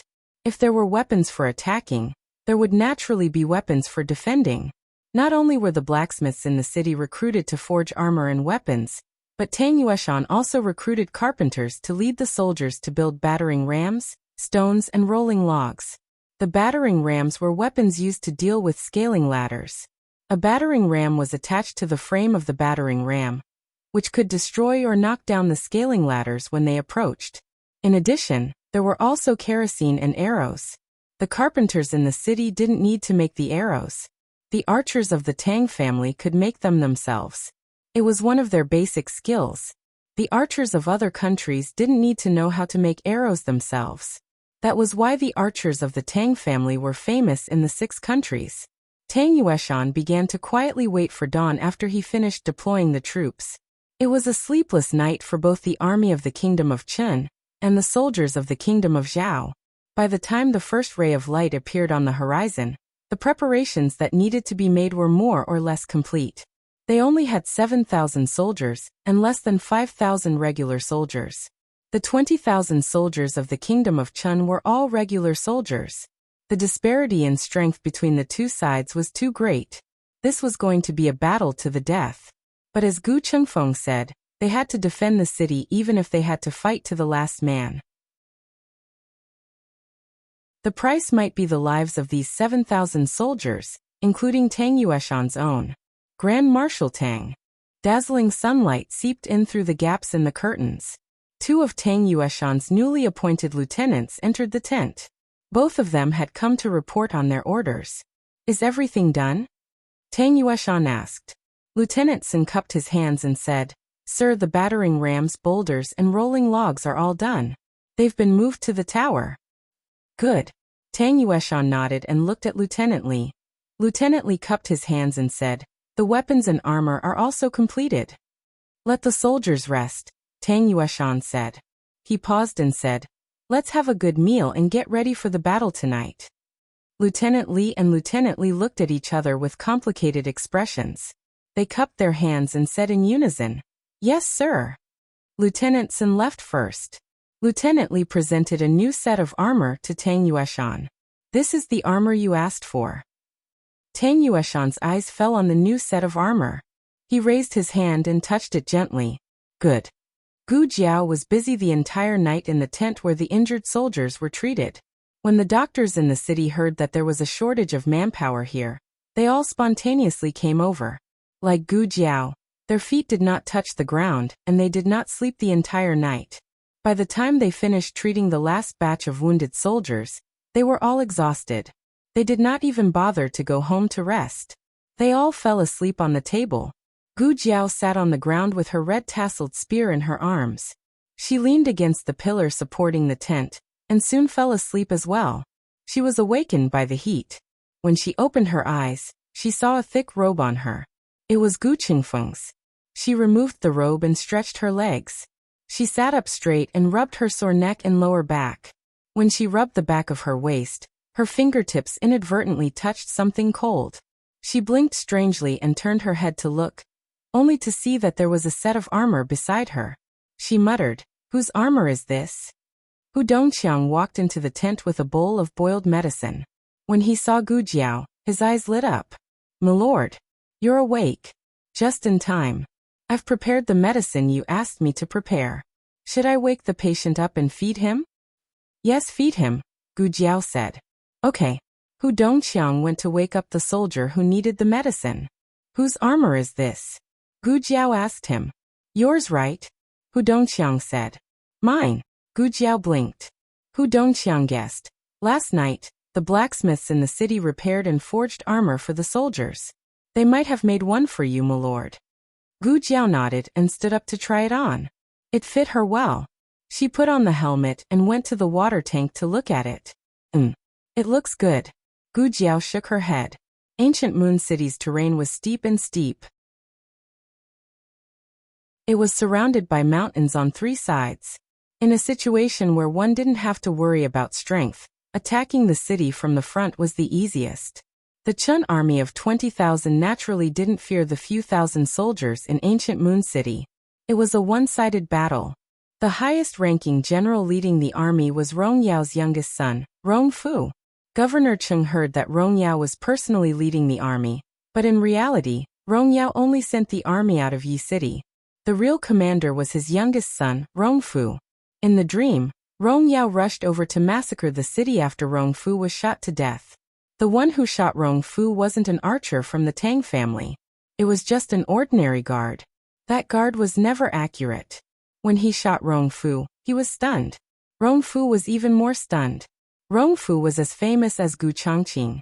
They were both young and famous generals. The two of them were about the same age. This battle was of utmost importance to Rong Fu, and he was determined to win it. Gu Jiao wasn't sure if Rong Fu would still be shot to death. After all, many things had changed. Tang Yueshan's army entered the city. She and Gu Chengfeng also entered the city. The guard who shot Rong Fu to death might have been sent to another post by Tang Yueshan. The Chun army's attack and defense were also different from the one in the dream. In the evening, Rong Fu gave the order to attack the city. The latest chapter of this book is not finished yet. For more exciting content, please scan the QR code below to download the app. Novels are updated faster. Millions of novels are free to read. Novels with content that can't be found online are all available here. https://www.zhhbqg.com/89642_896/1094888221. HTML Genius memorized this website's address in 1 second. www.zhhbqg.com Bikuj mobile reading website.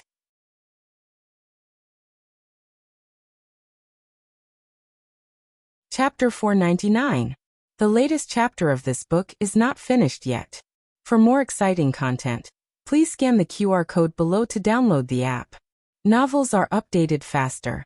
Millions of novels are free to read. Novels with content that can't be found online are available here. The vanguard of the Chun army quickly approached the moat with the flying bridges. Tang Yueshan stood on the tall city gate tower. Archers, get ready. The Tang family archers launched the first wave of counterattack against the Chun army. Their arrows clanged against the armor and shields of the vanguard soldiers. When one of the vanguard soldiers was hit by an arrow and fell to the ground, Another vanguard soldier would immediately take his place. Their speed was extremely fast. After almost all the vanguard soldiers under the flying bridges had been replaced, the 3 flying bridges were placed on top of the moat. More than 100 Qin soldiers were killed or injured. However, these casualties gave the remaining 20,000 soldiers a chance to attack the city. Get on the ladders, Rongfu ordered. Hundreds of Qin soldiers carried more than 20 ladders and rushed onto the bridges. The Tang family archers tried their best to stop the ladders, but there were too many of them. Whenever a soldier fell, another soldier would immediately grab the ladder. At the same time, the Qin army's catapults launched a terrifying long-range attack against the archers on the city wall. Stones covered in oil smashed onto the city wall. The archers couldn't dodge in time and were knocked to the ground. Oh no! The rolling logs are on fire. A soldier shouted. The rolling logs were used to deal with the Qin army's ladders. Now that they were on fire, how were they supposed to hold them? With the help of the catapults, the ladders were placed on the city wall one after another. Tang Yueshan ordered, "Ram." The ram stepped out of the formation. The rolling logs on the carriage smashed into the Qin army's ladders. Boom. A loud noise came from below the city gate tower. Deputy General Tsin, who was attacking the ladders, was shocked. Oh no! It's the Qin army's ram. They're attacking the city gate. Behind the city gate, Gu Qingfeng and Deputy General Li were on standby with 2,000 soldiers. The cavalrymen rode on horseback. The infantrymen were behind them and on both sides. Everyone looked serious. Have the wounded been evacuated? Gu Qingfeng asked. Yes, Deputy General Li said. Dr. Gu took them away. What about the people nearby? Gu Qingfeng asked. They've also been relocated. Deputy General Li continued. The flying bridge had been modified and reinforced with iron chains and iron plates. It was several times harder than ordinary flying bridges. However, the Qin nation's siege chariots were also very sturdy. With every collision, the entire city gate tower seemed to tremble 3 times. Everyone's throats involuntarily moved as they simultaneously tightened their grip on the longswords in their hands. At the place where the cavalry charged in from the city gate, there were soldiers pulling ropes, which were used to trip the cavalry. There were also spear carts, with sharp spears lined up in a row, aimed in the direction of the city gate. Even so, everyone knew that these things could not completely stop the Qin state's army's attack. A bloody battle was unavoidable. Bang! Bang! Bang! Bang! The gigantic battering ram caused the flying bridge to tremble, and the dust on the city walls began to rustle down. With a deafening crash, the flying bridge was destroyed by the Qin state's assault vehicle. The Qin state's chariots planned to further attack ancient Moon City's gates, but at this moment, an unexpected situation happened. Suddenly, several barrels of kerosene fell from the city gate. The ropes of kerosene were tied to the flying bridge. As long as the flying bridge was not broken, the ropes would not break. However, the flying bridge was broken. The kerosene splashed onto the Qin state soldiers and siege chariots. When the kerosene was finished, the fire extinguishers and hats hanging from the barrels were pulled apart by the thin wires on both ends, and they fell to the ground with a thud. Not good. Run! A Qin state soldier shouted. Unfortunately, it was too late. The kerosene was ignited, and the flames rose 3 feet high. The siege chariots quickly caught fire, and the Qin state soldiers were so burned that they covered their heads and fled. Inside the city gate, Gu Qingfeng, Deputy General Li, and the others heard the screams coming from the city gate, and understood that the kerosene plan had worked. Deputy General Li looked at Gu Qingfeng excitedly. Lord Gu, you are truly a genius. It was not his genius, but Gu Jiao's. The modification of the flying bridge and the setting of the traps were all Gu Jiao's ideas. He only made them. In fact, he felt that if Gu Xiaoshan was here, he might have done better. The city gate was temporarily defended, and on the city tower, Tang Yueshan led his men to flip over all the ladders, blocking the first wave of attacks. After midnight, the Qin state army retreated. The Qin state army lost the first battle and lost 2,000 soldiers. The Zhao state army also suffered heavy losses, and a steady stream of injured soldiers were sent to the rear of the camp. Gu Jiao and the doctors in Yuegu City immediately busied themselves. Gu Jiao first examined the injured soldiers, and according to their injuries, they were sent to the corresponding tents by the soldiers. Although there were many injured soldiers, no one was flustered and no one was at a loss. Everything was carried out in an orderly manner under Gu Jiao's arrangements. It was not that they did not panic. However, every time the doctors turned their heads, they could see Gu Jiao calmly doing what she was doing. The flames of war raged behind her, but she did not move in the face of danger. At that moment, their hearts seemed to have calmed down. The Chun State Army did not launch an attack the next day. No one knew if they were afraid of being beaten, or if they were seriously planning something. If it was the latter, the situation in Yuegu City would be extremely unfavorable. The Chun State's first defeat was mainly due to underestimating the enemy. They did not take the thousands of soldiers in Yuegu City seriously, thinking that they could break the city gate with their eyes closed. If they really started to fight with all their might, Yuegu City would be in danger. General Tang. Deputy General Tsun walked into a tent under the city tower. Seeing that Gu Chengfeng was also there, he paused and greeted Dr. Gu. Tang Yueshan was doing a sand table simulation, trying to predict where the Chun State Army would attack from next. "What's the matter?" he asked. Deputy General Tsun stammered. "There's not enough rations." "It's already finished?" Gu Chengfeng asked in surprise. Deputy General Tsun nodded awkwardly. The governor's office had very little rations to begin with. Back when Lingguan City was fighting, they had borrowed some from it. Even though Gu Chengfeng had emptied the stores in the city yesterday and received some donations from the citizens, it was still not enough for 2 meals for the 7,000-strong army. Tonight, they would start to run out of food. "Give it to the wounded first," Gu Chengfeng said. Tang Yueshan's throat moved. He clenched his fists and made a difficult decision. Give it to the soldiers who can fight. Gu Chengfeng was silent.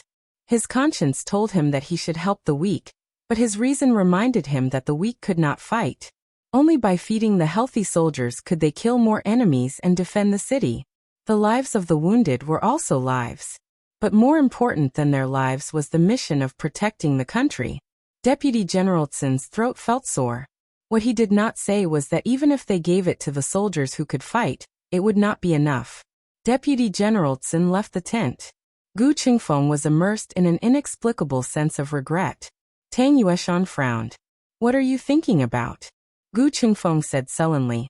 "I'm thinking about why I wasted so much food in the past." He never knew that the soldiers at the border had to suffer so much, let alone that the war was so tragic. After a while, Deputy General Tsun brought in a few steamed buns and 2 bowls of rice soup. He said to Tang Yueshan and Gu Chengfeng, "Grand Marshal Tang, Lord Gu, you should eat some too." Tang Yueshan said, "I don't need it." He knew his own condition.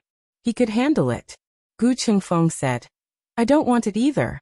Take it and share it with the soldiers. I ate a lot of oil along the way. It's okay to starve for a few days." Deputy General Tsun was about to persuade them when there was a commotion outside the tent. Deputy General Tsun went out to take a look and was stunned. The people of Yueshan came to deliver food again. Last time, they had given away their own food, but this time, they had saved their own dinner. Of course, the soldiers did not want it. Deputy General Tsun went forward to persuade the people to leave. Tang Yueshan's body was tense. He held back his emotions and walked out. He raised his arms and bowed deeply to the people. Then he turned around. As a man, his eyes were sharp and moist. He said to all the soldiers, "Eat." The soldiers picked up the steaming bowls. Their throats were swollen and painful. They choked and wiped away their tears and ate with big mouthfuls. In the next 3 days, the Chun army launched 3 small attacks on Yueshan, and 1 big attack.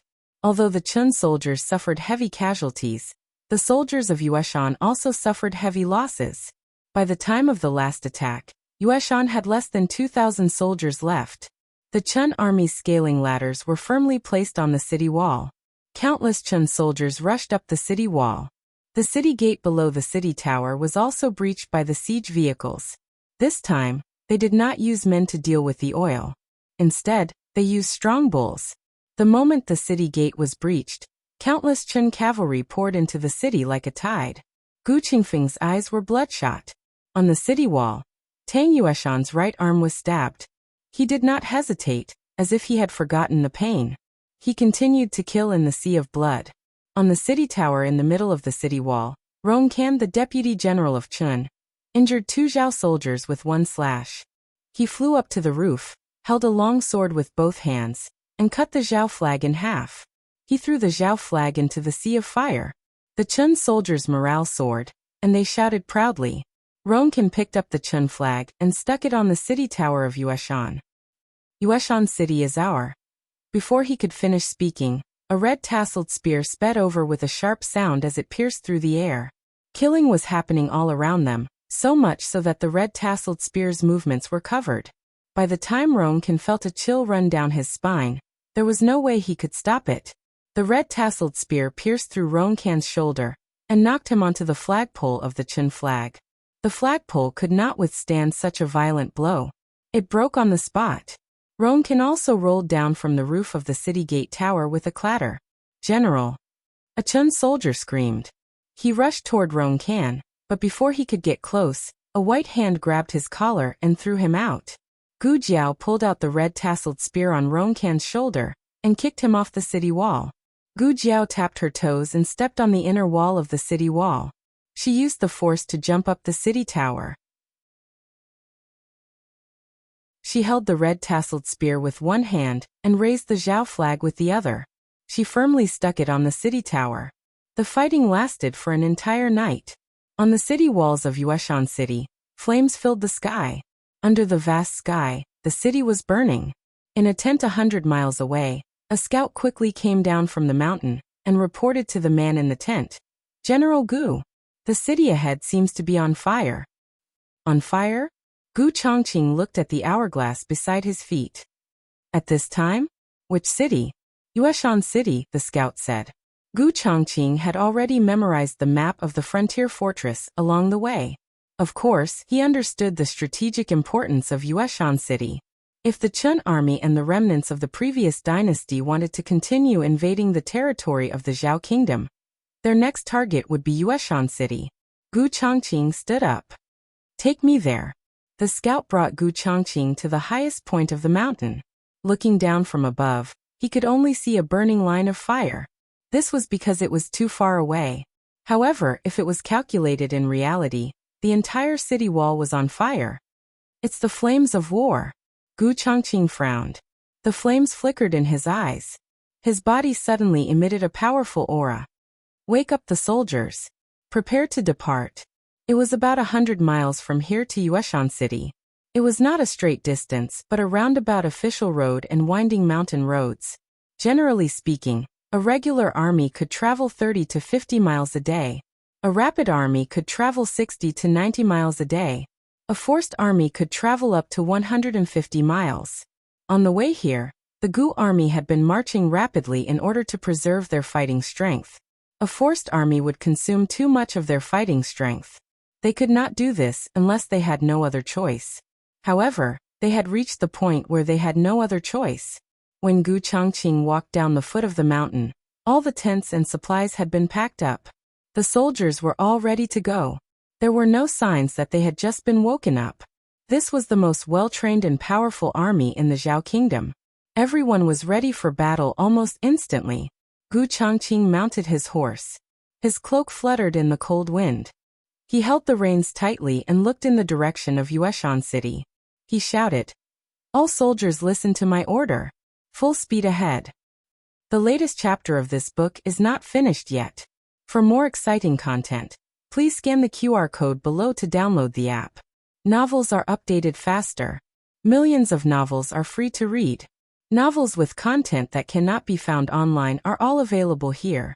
https://www.zhhbqg.com/89642_896/1094866738. HTML Genius memorized this site's address in 1 second.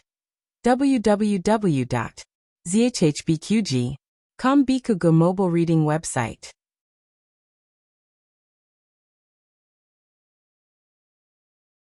Chapter 500. The latest chapter of this book is not finished yet. For more exciting content, please scan the QR code below to download the app. Novels are updated faster. Millions of novels are free to read. Novels with content that can't be found online are all available here. In the Battle of Ancient Moon City, both sides had lost a lot of soldiers. The Qin Kingdom's army had lost even more soldiers. However, they had more people, so they could replenish their soldiers in time. Perhaps it was because the first 3 cities had been too easy to take down, so when Rong Fu led 20,000 soldiers to attack Ancient Moon City, he thought there were too many soldiers. He was very clear about the military deployment in Ancient Moon City. There were only about 2,000 guards and constables in the city, including the able-bodied men that were temporarily recruited. There were less than 5,000 people. In addition to the 2,500 people that Tang Yueshan rescued from Yi City, there were more than 7,000 soldiers in total. Rong Fu did some careful calculations among these 7,000 men. 2,500 soldiers of the imperial court had been starved for 3 days and 3 nights when they were captured.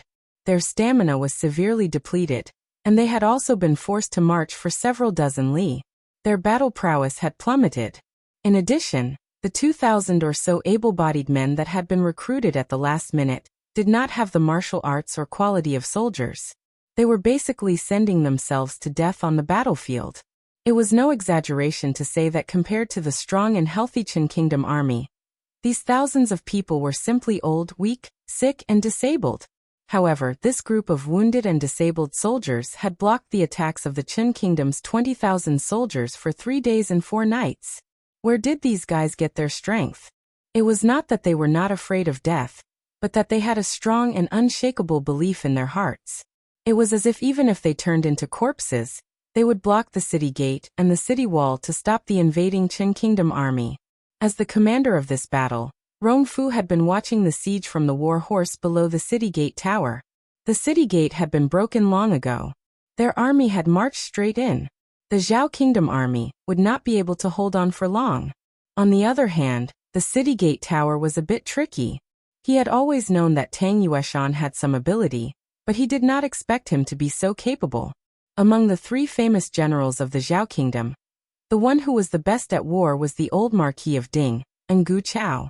The one who was the most shameless and caught the enemy off guard was the Marquis of Xianping Shaoji. The bravest and fiercest was the Marshal of the World, Tang Yueshan. To be honest, both Rong Fu and his father, Rong Yao, were surprised when they heard that he had become the Grand Marshal of the armed forces of the world. Being the bravest and the most ferocious was not a good compliment.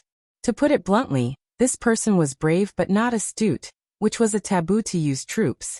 But a few days ago, Tang Yueshan used a trick to lure the tiger away from the mountain. He released the news that the imperial court's provisions had arrived on the official road in Huaqing, which made them send a large number of troops to rob the provisions. As a result, Tang Yueshan took the opportunity to sneak into the military camp and killed his way out with 2,000 men. It seemed like a simple plan, but in fact every step had to be calculated perfectly. If they didn't go, or if they didn't bring enough troops with them, then even if Tang Yueshan sneaked into their camp, he wouldn't be able to kill his way out. Tang Yueshan and the others had chosen their escape route carefully, which resulted in their cavalry not being able to catch up with the infantry. Just tell me if you're angry. It was also because of this incident that the Rong family realized that Tang Yueshan was not a fool. He was just too brave that others had overlooked his intelligence. However, so what if he was brave? He was made of flesh and blood, and there would be a time when he ran out of strength. The Chun army was large and inexhaustible, but the defenders of Yueqing City were one less soldier after another. Tang Yueshan was probably at his limit. Rong Fu was right. Tang Yueshan was indeed at his limit, but it wasn't because he was exhausted. It was because his leg was injured. The wound was where the emperor's son-in-law's arrow had pierced through his leg. Blood gushed out and dyed his feet red. General Tang. Deputy General Tsun walked toward Tang Yueshan, covered in blood. He was also injured, but not all the blood on his body was his own. Don't worry about me. Tang Yueshan stood up with the help of a broken carriage behind him. There was a piercing pain in his leg. He raised his hand and cut down a soldier of the Chun army. Then he fell down again. Deputy General Tsin gritted his teeth. Yes. He turned around with tears in his eyes and continued to kill the enemy with his sword. Tang Yueshan was an arrow at the end of its flight. He couldn't even stand up. It was only a matter of time before he was killed. Compared to Tang Yueshan, who wasn't much of a threat, the young man who was guarding the flag of the Zhao kingdom with his spear alone. The young man was wearing armor and a helmet, only revealing a pair of sharp eyes. In fact, his appearance and age couldn't be seen clearly, but his every move revealed the heroic spirit of a young man. Countless soldiers of the Chun army climbed up, but none of them could get close to the flag of the Zhao kingdom. Without exception, they were all stabbed down by the young man's red-tasseled spear. Blood dyed his armor and the rubble under his feet red, but the flag he was guarding didn't get a single drop of blood. He was the god of death. He was guarding the soul of the Zhao kingdom. When did such a troublesome person appear in Yueqing City? Rongfu frowned. If he went to Lingguan City, he would hear about this person from the emperor's son-in-law. Unfortunately, he hadn't gone yet. Rongfu ordered his subordinate, "Bring me a bow and arrow." Yes. The subordinate handed over the bow and arrow. Rongfu pulled the bowstring and shot at the flagpole above Gu Jiao's head. Gu Jiao's eyes turned cold. She propped the red-tasseled spear on her head and used the force to fly up and kick the arrow away. Rongfu shot a second arrow. The third arrow, the fourth arrow. When it came to the fifth arrow, he finally stopped aiming at the flagpole and aimed directly at Gu Jiao's head. He wanted to shoot through the young man's head. Let's see how he can block his arrow. Just as Rongfu was about to release the bowstring, a deep and resounding sound of a bugle horn suddenly rang out from behind him. It seemed to have come from the primordial times, carrying with it the power of mountains and rivers, causing everyone's hearts to tremble. Accompanying the bugle horn was the sound of war drums that went from slow to fast. The sound of thunder shook the mountains.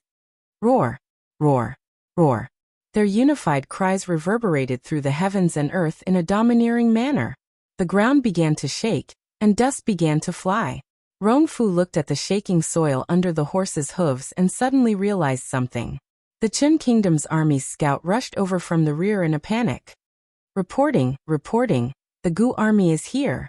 This frightened roar tore a bloody hole in the dark night sky. Something seemed to spurt out from behind the clouds. As soon as the scout finished speaking, he was ruthlessly pierced by an arrow. His eyes widened, and he fell in front of Rongfu's horse.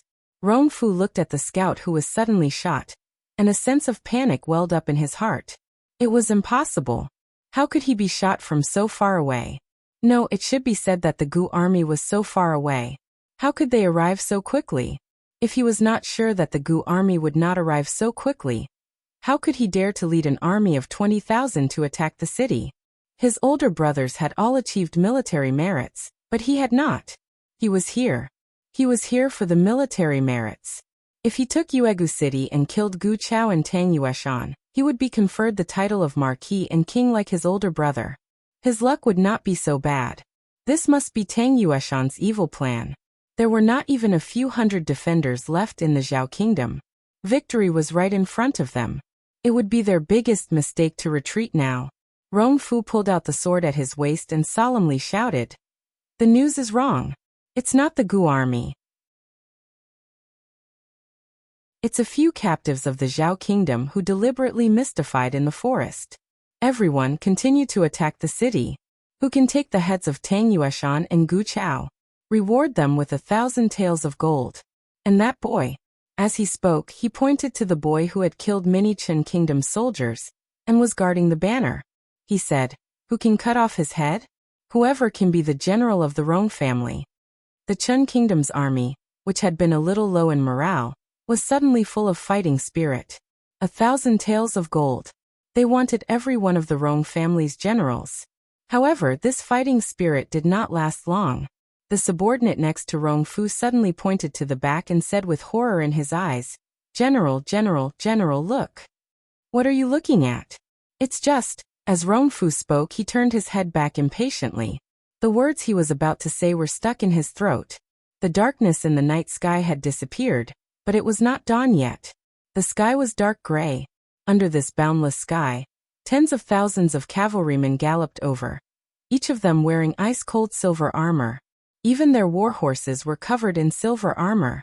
With an order from the commander, all the cavalrymen took out black cloth and covered the eyes of their horses. Yes, yes, yes. The subordinate could not come out anymore. This scene was too shocking. This was a real cavalryman. Gu Chongqing galloped through the flying snow. The white cloak behind his silver armor fluttered in the wind, like the purest snow between heaven and earth. He carried an extremely cold, murderous aura. Rongfu's breathing stopped.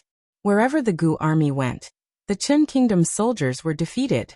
Gu Chongqing did not go anywhere else. He went straight to Rongfu. The light of dawn chased after him. The sky gradually opened. Rongfu raised his sword to meet him. However, before he could make a move, Gu Chongqing chopped off his head. Digression. Big brother is not a gentleman on the battlefield. He is a little cruel. Everyone, please bear with him. The latest chapter of this book is not finished yet. For more exciting content, please scan the QR code below to download the app. Novels are updated even faster. Millions of novels are free to read. Novels with connotations that cannot be found online are all available here.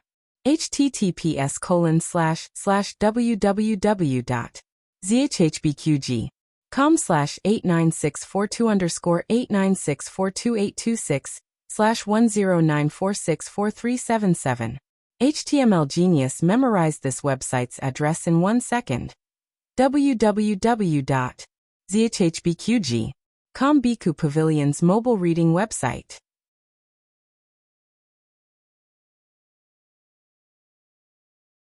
Chapter 501.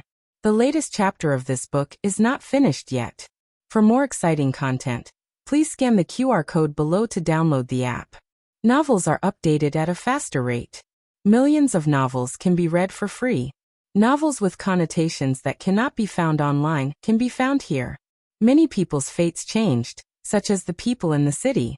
However, some people's fates did not change, such as Rongfu. He still left his life here.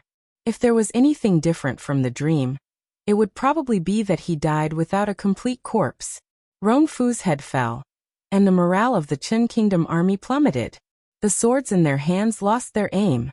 The Qin Kingdom soldiers, who were confident of victory, watched as the Gu clan cavalry charged at them like a flood. They were too fast, and their aura was too fierce. The Qin Kingdom soldiers were all dumbfounded. The Gu clan cavalry broke through the Qin Kingdom army's formation effortlessly. However, they did not stay outside the city. Instead, they followed Gu Chongqing into the city gates. Just as the Qin Kingdom army outside the city heaved a sigh of relief, the Gu clan infantry arrived. They held a sword in one hand and a shield in the other. They charged at the Qin Kingdom soldiers with great momentum. This was a crushing defeat without any suspense. Gu Chengfeng, who had fought with the Qin Kingdom soldiers in the city for an entire night, had long become numb to the killing. He had almost forgotten who he was and where he was. He only remembered that as long as he had a breath left, he had to keep fighting. Be careful. Lord Gu, Deputy General Li, who was dozens of steps away, had just raised his hand to block the attack of a Qin Kingdom soldier when he saw that Gu Chengfeng was being attacked from 3 sides. One of the Qin Kingdom soldiers slashed at Deputy General Li's back with a sword. The armor on his back had already been broken, and this sword had completely torn the armor apart. Covered in wounds, he was exposed to the enemy's sword just like that. Gu Chengfeng had no strength left. He could not even take his last breath. He was really going to die. I'm sorry. Big brother, grandfather. I can't hold on anymore. His entire body fell face down. The Qin Kingdom soldier's sword also stabbed towards his back. However, before their swords could hurt Gu Chengfeng, they were blocked by a long sword that shone with cold light. The long sword swept out, and the sword energy was like a rainbow. 3 Qin Kingdom soldiers were killed instantly. Gu Chengfeng did not fall down completely either. He was hugged by a strong arm. Gu Chongqing knelt on one knee in front of him, supporting his bloodied brother. Gu Chengfeng's vision blurred as he looked at him. His vision turned black and he fainted. The Gu clan's armored cavalry quickly took control of the situation at the city gate. The left commander led 5,000 armored cavalry and charged straight in. chasing after the Chun nation soldiers who were burning, killing, and looting. Gu Chongqing handed his younger brother to a deputy general, while he himself led 2,000 infantrymen and charged up the city gate tower. There was no need for so many people to deal with the Chun nation soldiers, who were already scared out of their wits. However, they had to end this battle quickly. When the last enemy was taken care of, the sun in the east broke through the snow, bringing with it a dazzling morning light that enveloped the blood-dyed city tower.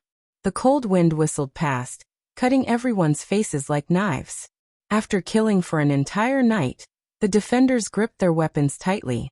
Their fingers were so stiff that they could not pry them open. Gu Jiao stood on the roof shrouded in the morning light, holding the red-tasseled spear in her hand. The flag of the Zhao nation fluttered behind her. She slowly raised her stiff and painful hand and took off her helmet, which was covered in sweat and blood. The flames of war were extinguished. The ground was full of ruins and devastation. Gu Jiao held the red-tasseled spear and the helmet, staring at the battle-scarred city without blinking. The morning light shone on her blood-stained cheeks, reflecting a golden light.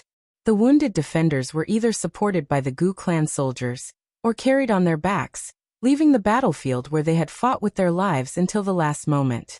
Tang Yueshan lay on a stretcher, and was carried down by 2 Gu clan soldiers. It was unclear whether he had fainted or fallen asleep from exhaustion. The entire battlefield was silent. Gu Chongqing came to the city gate tower and looked up at her. "Can you still come down?" "I can't," Gu Jiao said. Gu Chongqing jumped onto the roof of the city gate tower and carried down Gu Jiao, who was exhausted and stiff. It took him a lot of effort to pry her fingers off the red-tasseled spear one by one. She sat in a daze on a half-destroyed car. Gu Chongqing knelt on one knee in front of her and took out a handkerchief to wipe her face little by little. His coldness and ferocity faded away, leaving only a gentle look on his face. Seeing this scene, the Gu clan soldiers were so shocked that their jaws almost dropped. Is this really the cold-faced young master of Yama? Was he spoiling a little soldier? The cold-faced young master of Yama looked at the most powerful soldier in the world with gentle eyes and said softly, "It's all right. We won." Yes. Gu Jiao was still in a daze. Gu Chongqing gently wiped the blood on her cheeks and hands. Every time he wiped it, his heart clenched. When he wiped it clean and found that it was someone else's blood, he let out a long sigh of relief. His sister had defended the city well, and she had also protected herself well. It was really good. No one knew how relieved Gu Chongqing felt at this moment. When he had learned that she and Gu Chengfeng had disappeared from the capital at the same time, he had known that they had gone north. His heart had been in his throat day and night. Not only had he worried about the people at the border and the territory of the Zhao kingdom, he had also worried about these 2 little things. Strictly speaking, Gu Chengfeng was not little anymore. But in his heart, he would always be the little brother of his childhood. "The armor is very heavy. Let me help you take it off." As Gu Chongqing spoke, he began to remove the armor for her. Just like before, she didn't object. She just sat there obediently. But when Gu Chongqing took off the armor, he finally felt that something was wrong. Her entire body was tense and her hands were tightly gripping the board of the carriage, as if she was trying to endure something. Gu Chongqing looked at her. "Jiao Jiao." Gu Jiao said blankly, No more killing." Gu Chongqing didn't quite understand the meaning of this sentence. He thought about it and nodded. "Yes, no more killing." "No more killing." Gu Jiao shook her head blankly. Her little body became even more tense and a murderous aura gradually appeared in her eyes. In this period of time, she had saved too many people and killed too many people. The smell of blood was too strong and she had been immersed in it for too long. It had exceeded the limit of what she could bear. Even if she wasn't greatly stimulated, she was about to lose control. I can't control it." The ruthlessness in her body surged endlessly and her eyes turned red. Gu Chongqing's eyes flashed with a strong sense of astonishment. He put down the handkerchief and held her face with both hands. "Jiao Jiao, Jiao Jiao, look at me." Gu Jiao pushed him away. The red-tasseled spear was right next to her. She reached out to grab the red-tasseled spear. She didn't grab the spear shaft, but the sharp spearhead. Gu Chongqing's expression suddenly changed. Was she using pain to wake herself up? Because she couldn't kill. She hurt herself first? Gu Chongqing quickly stood up and grabbed the spearhead before she did. Her hand grabbed the back of his hand. At almost the same time, Gu Chongqing reached out with his other hand and hit her sleep acupuncture point. Her eyes closed and she fell into his arms. When Gu Jiao woke up, she was lying in an unfamiliar tent. She blinked and stood in a daze for a while before turning her head to look around. "You're awake?" Gu Chongqing put down the half-read letter in his hand and stood up from the stool. He walked over to the bed covered with a thick mattress and tiger pelt and sat down. He reached out and touched her forehead. "This is my tent," Gu Chongqing said. "How do you feel?" Gu Jiao seriously felt it and said, "Very good. The pelt is very warm." She also wanted one later. "Gu Chongqing, I'm asking about your body." Gu Chongqing was amused by her serious and naturally dazed appearance. She had always been calm and self-controlled. It was rare for her to reveal such a childishness. But since she could say something like this, she should be fine. "Do you need something?" Gu Jiao looked at Gu Chongqing. Gu Chongqing shook his head and smiled. "I'm fine." Gu Jiao. "Oh, you." Gu Chongqing was about to ask her what had just happened, but he swallowed his words and changed his tone. "Have you been like this before?" Gu Jiao thought about it and finally nodded without denying it. Gu Chongqing. "Often." Gu Jiao shook her head. She sat up and suddenly felt that there was something around her neck. She reached in and took out the little thing. She discovered that it was a small pouch strung with a red string. "What is this?" she asked. Gu Chongqing said, "It's a protective talisman. Before I left the capital, Princess Xinyang found me and asked me to give it to you.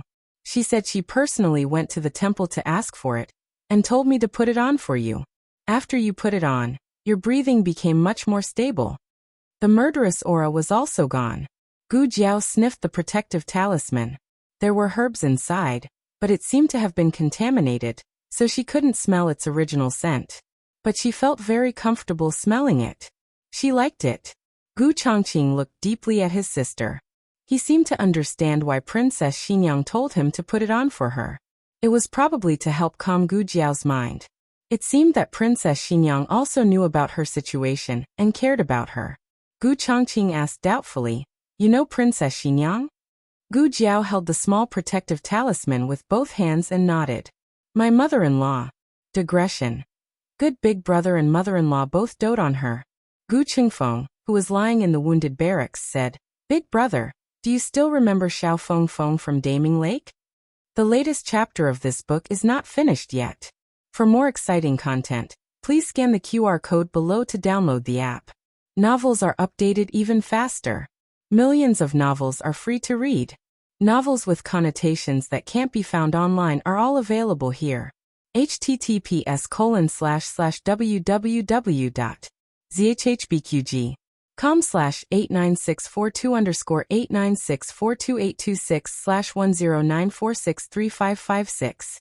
HTML Genius memorized this website's address in 1 second.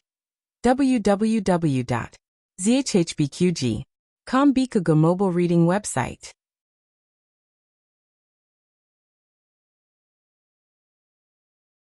Chapter 502. The latest chapter of this book is not finished yet. For more exciting content, please scan the QR code below to download the app. Novels are updated even faster. Millions of novels are free to read. Novels with connotations that can't be found online are all available here. Her mother-in-law? How could Princess Xinyang be her mother-in-law? Xiao Luleng wasn't Princess Xinyang's son. Princess Xinyang only had one son, Xiaoheng. Xiaoheng was already dead.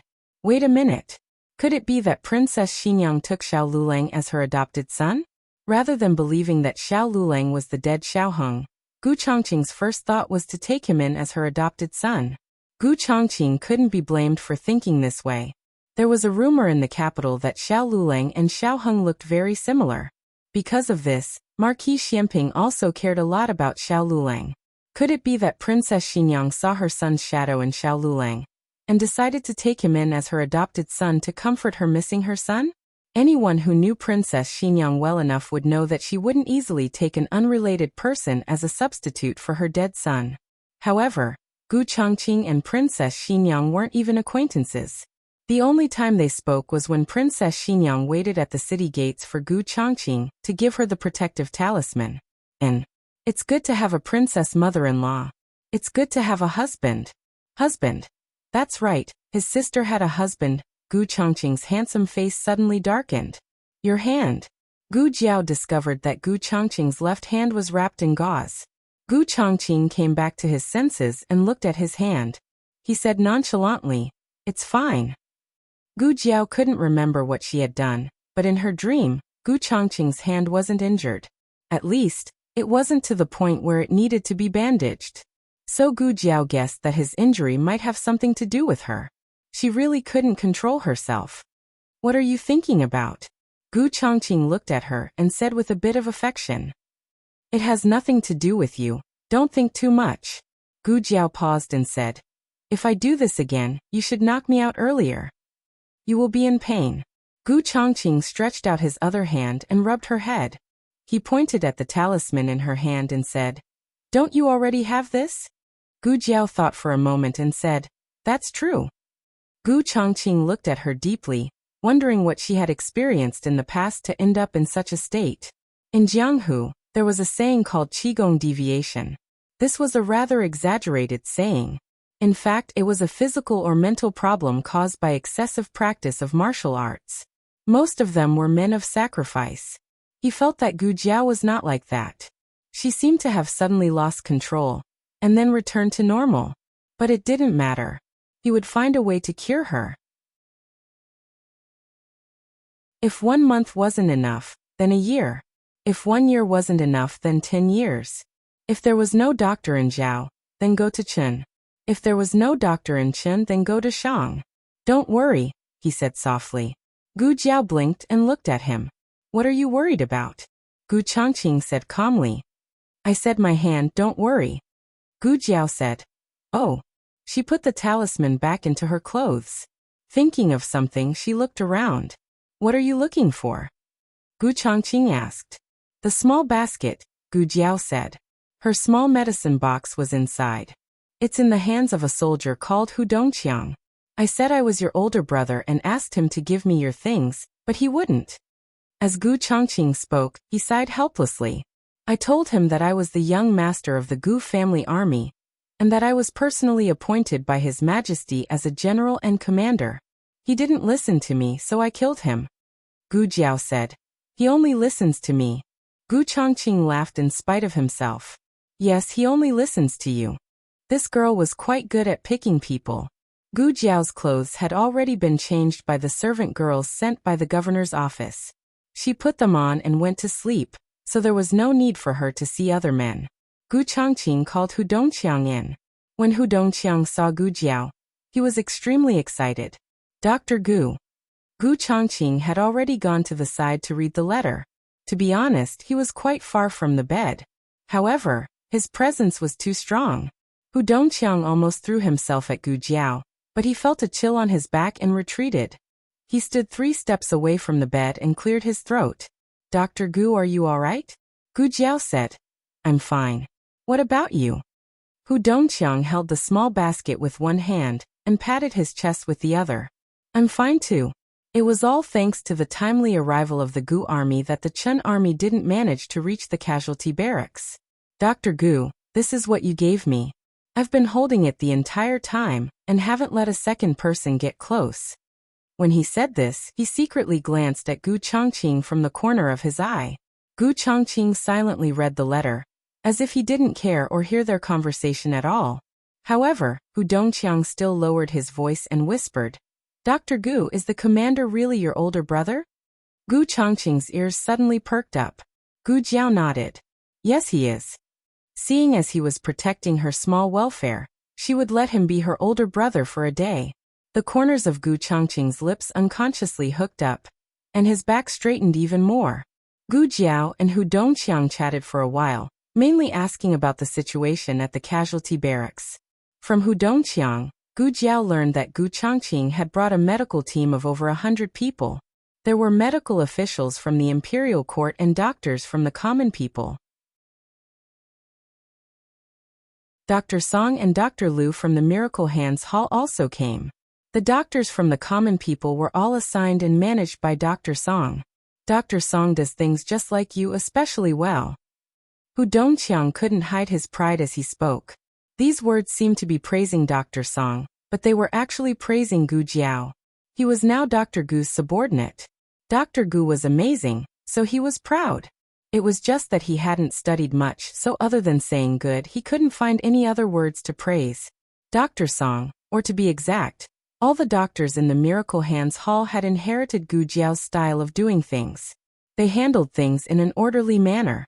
There were a lot of wounded soldiers, so even with the addition of this medical team, it was still not enough. But at the same time, there was no panic or chaos. The patient's emotions were very well pacified. Of course, there was the quality of a soldier, but there was also the efforts of Dr. Song and the entire medical team.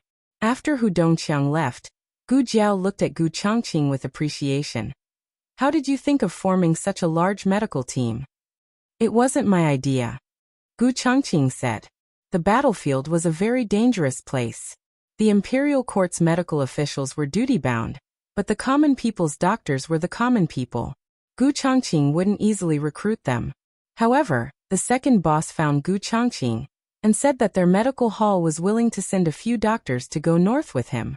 The medical hall would take care of the medicine and travel expenses. This news somehow spread like wildfire. When the country was in danger, the common people were brave and chivalrous. Gradually, many medical halls came to the imperial court. The emperor and empress dowager Zhuang both felt that this was feasible, so they selected a group of strong doctors from the common people who could withstand the long journey and the bitter cold of the frontier. There is one more thing, Gu Changqing said. What? Gu Jiao asked. Yuzhou's Lin family donated 100,000 gold taels to fight the enemy at the frontier. Gu Changqing said. It was Lin Qingye's home. Originally, Old Man Lin only planned to donate 50,000 gold taels. Who would have thought that Lin Qingye would rush back and hug his father's thigh and act pitiful and cute? He also said that if the imperial court didn't have money to fight the war, his little teacher's wife would starve to death at the frontier. It was unknown whether Old Man Lin was moved by his son, or by the future potential of Gu Jiao and Xiao Lulang. In short, after donating a tower to the Imperial College, he also generously paid for the frontier. As the two talked, Gu Jiao's stomach growled. Gu Changqing hurriedly said, "Wait a moment. I'll get you something to eat." Gu Changqing left the tent. When the cold wind blew, he vaguely felt that he had forgotten something, but he couldn't remember it for a while. In a wounded soldier's tent 100 steps away, Gu Chengfeng was lying on a makeshift bed made of wood. He was bored to death. All the patients in this tent were transferred from the critical camp. Their injuries were basically under control, but they still needed follow-up observation and treatment. There were more than a dozen such beds in the small tent. Gu Chengfeng was lying on the innermost side, and Tang Yueshan was on the other side. Tang Yueshan never expected that he would be lying in the same tent as Gu Chengfeng, and inexplicably become bedmates. One of them had his arm and the other had his leg in a sling. It was very miserable. Soon it was time to eat. The soldiers brought porridge and steamed buns. Tang Yueshan's mouth was almost empty. He frowned and said, "Didn't you order pickled vegetables?" He knew that Gu Changqing brought provisions to the north. He didn't dare to say whether there would be meat or not, but there would definitely be pickled vegetables. Dr. Song came over and said to Tang Yueshan, "Your wound is stitched. You should eat light food." It was the tone of a doctor to a patient. It was particularly serious and there was no room for negotiation. Tang Yueshan's face sank, and a strong marshal's aura broke out. "Who gave you the courage to talk to me like this?" Dr. Song was not afraid of force. He said in a neither servile nor overbearing tone, "Dr. Gu. She said that if the patient is disobedient, call her to give the patient 2 injections." Tang Yueshan's arrogance was extinguished. On the other side, his little bedmate Gu Chengfeng also didn't have much appetite. Gu Chengfeng didn't dislike the light food. He was thinking about how to face his elder brother next. Grandfather didn't seem to have mentioned to his elder brother that he knew martial arts. Even if he did, grandfather didn't know how high his martial arts were. He thought that he only knew a little bit of martial arts and couldn't be seen in public. Under such circumstances, his elder brother must have thought that he was worried and angry. But then again, his performance in the frontier fortress shouldn't be too bad, right? How fierce he was on the battlefield, the defenders saw it, and so did his elder brother. Would his elder brother look at him in a new light? Second brother, I used to look down on you.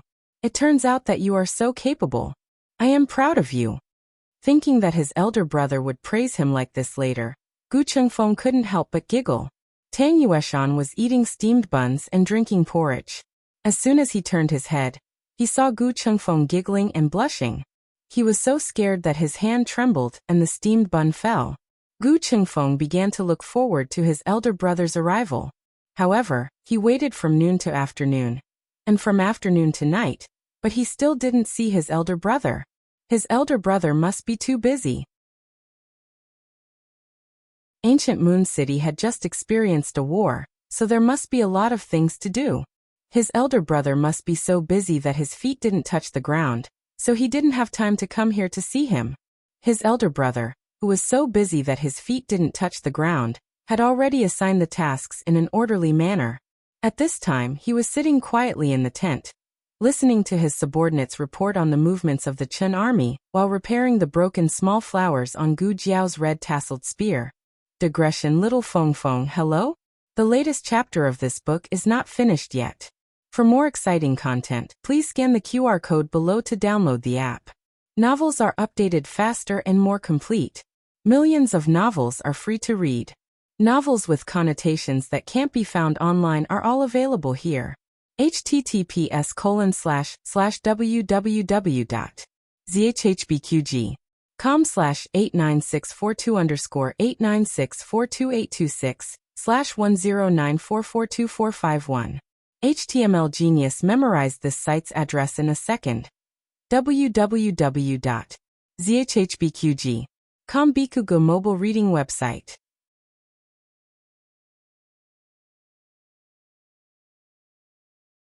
Chapter 503. The latest chapter of this book is not finished yet. For more exciting content, please scan the QR code below to download the app. Novels are updated even faster. Millions of novels are free to read. Novels with connotations that can't be found online are all here. At night, Gu Chengfeng didn't wait for his big brother and fell asleep while feeling wronged. Big brother will definitely come to see him tomorrow. The next day, Gu Chongqing went out of the city. Gu Chongqing went out of the city with Gu Jiao. The crisis in Ancient Moon City had been resolved, but there were still two crises waiting for them in the upcoming battle. One was Gu Chongqing's legs being cut off, and the other was the annihilation of the Gu army. These two matters were actually related. The cause was Lingguan City, which was guarded by the remnants of the previous dynasty. In order to deal with the Gu family army, the remnants of the previous dynasty did everything they could to deal with them. It was unknown where they got an epidemic patient and let him infect the people in the city. After the Gu family army took back Lingguan City, they did not know that a plague had quietly spread in the city. By the time the doctors confirmed that it was a plague, the Gu army had already been infected. This kind of plague was most likely a plague. It had a short incubation period, very fast onset, serious symptoms, and a high mortality rate. The Gu army quickly took measures, but it was still a step too late. A large number of the Gu army were infected because they couldn't get proper treatment. Hundreds of Gu army soldiers died of illness in the isolated tents every day. In order to completely stop the plague, their bodies could only be burned. Even their ashes couldn't be brought back. Gu Chongqing was plotted against when he was looking for medicine for them. It was a very powerful death warrior. His skills weren't inferior to the Zhao country's Dragon Shadow Guard, but the other party didn't take Gu Chongqing's life. He only cut off his legs. The other party's goal seemed to be to let Gu Chongqing live soberly and painfully. He lost the Gu army, his grandfather, and his younger brother, but he still left Gu Chunlin in his residence. This caused him to live a life worse than death. He wanted to die but couldn't. He lived forever in the abyss of pain. Gu Jiao seriously thought about it. In order to save the Gu family army, they had to stop the plague from spreading from the source. To avoid Gu Chongqing's tragedy, Preventing him from leaving the army to search for medicine was secondary. The most effective method was to find that powerful death warrior and kill him. Gu Jiao didn't know where the man of sacrifice was for the time being, so she had to deal with the plague first. On the way to Lingguan City, the two rode through the snow. Gu Chongqing suddenly turned to look at her. "Your horsemanship has improved." In the capital, Gu Jiao didn't know how to ride a horse. Gu Jiao said, "We rode horses all the way from the capital to here, so I learned how to do it." To be honest, her equestrian skills were not that good, but the horse was good. She did not need to use too much skill to control the horse, and the horse ran quite happily on its own. But his younger sister's improvement, no matter how small, was still big. Gu Chongqing was very gratified. He looked at Gu Jiao with shining eyes. "That's right." Thinking of the purpose of going to Lingguan City, he asked again, "How do you know that there are plague victims in Lingguan City?" Gu Jiao's expression didn't change as she said, "I went to Lingguan City last time, and also went to the previous dynasty's headquarters. But I know that this information has nothing to do with me going to Lingguan City," Gu Jiao added in her heart. Gu Chongqing naturally filled in the information that she didn't say. Gu Jiao went to the governor's office and eavesdropped on the plans of the previous dynasty's remnants. It had to be said that the Gu father and son were very good at filling in the blanks. News of the Gu family army wiping out the Chun country's 20,000 soldiers spread like wildfire.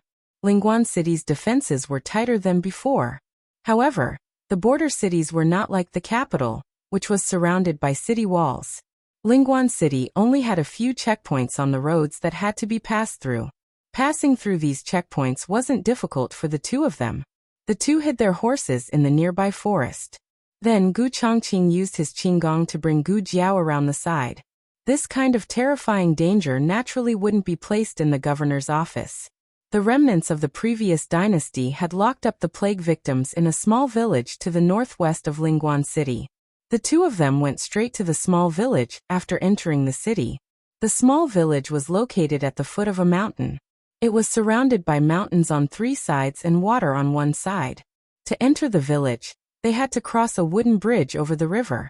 The two of them crouched down behind a bush and carefully observed the movements in the village. The village was very small. There were only a dozen or so small huts made of mud and grass. The doors and windows of the huts were tightly shut. Occasionally, a few suppressed coughs could be heard from inside. The two of them observed for a long time. Gu Chongqing whispered, "Strange, there aren't any guards." "The door isn't locked either," Gu Jiao said. Gu Chongqing nodded. This was a very suspicious point. The plague victims were locked up here. Although they were used to deal with the Gu family army, the Gu family army hadn't attacked Lingguan City yet. The ones guarding this place were the remnants of the previous dynasty's rebel army. The streets were filled with soldiers from the previous dynasty. Weren't they afraid that these patients would accidentally infect their own people if they ran out? Gu Jiao also felt this was very strange. In the dream, she only saw the result and not the process. That was why Yi couldn't figure out what kind of medicine the remnants of the previous dynasty were selling before releasing these patients. But since they were here, they could at least figure it out. Someone's coming. Gu Chongqing used his hand to protect Gu Jiao's head and pressed down with her into the bush. The ones who came were 2 soldiers from the previous dynasty. The two of them each carried a large box of food as they walked through the crunching snow. When Gu Chongqing brought Gu Jiao over, he had used his qinggong, so they didn't leave any footprints in the snow. The soldiers walked past Gu Chongqing and Gu Jiao. The 2 soldiers came to the village and placed the food boxes in the open space in front of them before leaving. "Are they delivering food?" Gu Jiao asked. "It looks like it. It's time for lunch now. Are you hungry?" Gu Chongqing's main point suddenly went off track. Gu Jiao was about to say that she wasn't hungry when she saw Gu Chongqing take out something wrapped in craft paper. After opening it, it was actually a bag of dried meat. Gu Jiao. Before Gu Jiao could eat, there was movement in one of the small wooden huts in the village. With a creak, the wooden door was pulled open from the inside. A tall and burly man slowly walked out. He was wrapped in a thick blanket and held an empty bowl. His steps were heavy and sonorous. Gu Jiao felt that his aura was familiar. Gu Jiao used her index finger to write 2 words in the snow. Kamikaze soldier. Gu Changqing frowned. He took her cold fingertips and warmed them in his hands.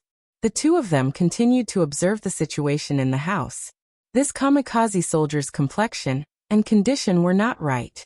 It was obvious that he was also a victim of the plague. He came to the open space in the village and opened the food box on the left.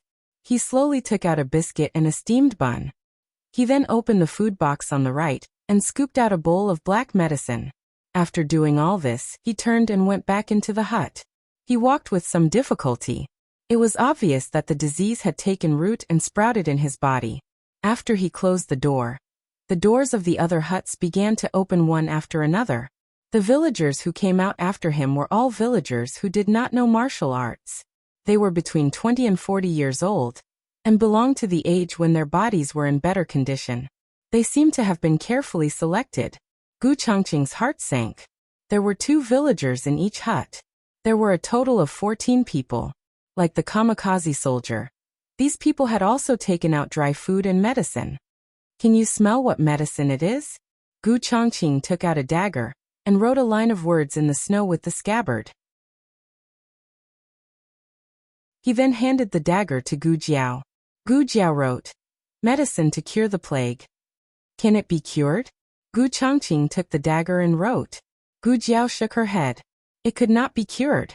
If this was really the plague, they would have to use streptomycin, tetracycline, chloramphenicol, or sulfonamides.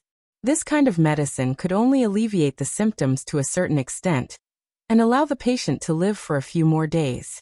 In the end, they would still lose their lives. Gu Changqing fell into deep thought. The two of them crouched behind the bushes for a while. Suddenly, the door of the easternmost hut opened. A young man in his early 20s sneaked out. Gu Jiao had noticed him when he was getting his meal. Gu Jiao was a doctor and could tell whose symptoms were the most severe. However, this young man's symptoms were the least severe. Gu Jiao thus paid more attention to him. The young man probably wanted to escape. He crept across the clearing and walked towards the wooden bridge. However, before he could put one foot on the bridge, he was thrown to the ground by a strong force. He fell into the snow and immediately had a nosebleed. "If there's a next time, I'll chop you into pieces and feed you to the dogs." It was the kamikaze soldier's voice. At this point, Gu Jiao and Gu Changqing finally understood why there was no one guarding this place. With that powerful kamikaze soldier here, none of the villagers here could escape. Moreover, it could reduce the risk of the soldiers being infected. The young man covered his bleeding nose and resigned himself to his fate as he crawled back to his hut. Gu Changqing's eyes suddenly turned cold. He understood what the remnants of the previous dynasty were planning. Lingguan City would eventually have a battle. If the Gu army lost, Lingguan City would still be the remnants of the previous dynasty. Then these plague patients would be executed on the spot. And if the Gu army won, these plague patients would be released to infect the citizens and the Gu army. This was the so-called "if you can't get it, destroy it." As for why they didn't directly drive this group of patients to Uegu City, it was because they were sick and couldn't walk that far. Secondly, it was easy for accidents to happen on the way. If one of them ran away, or accidentally came into contact with the soldiers, the consequences would be unimaginable. Gu Changqing's eyes were cold to the freezing point. He didn't even use his dagger. He stood up and said, "I'll go kill that kamikaze soldier." Gu Jiao held his hand. "I'll go kill him." Digression. Today is also the day I want monthly votes. The latest chapter of this book is not finished yet. For more exciting content, please scan the QR code below to download the app. Novels are updated faster. Millions of novels are free to read. Novels with connotations that can't be found on the internet are all available here. https://www.zhhbqg.com/89642_8964286/1094369998. HTML Genius remembers this site's address in a second. www.zhhbqg.com Bikugo mobile version reading website.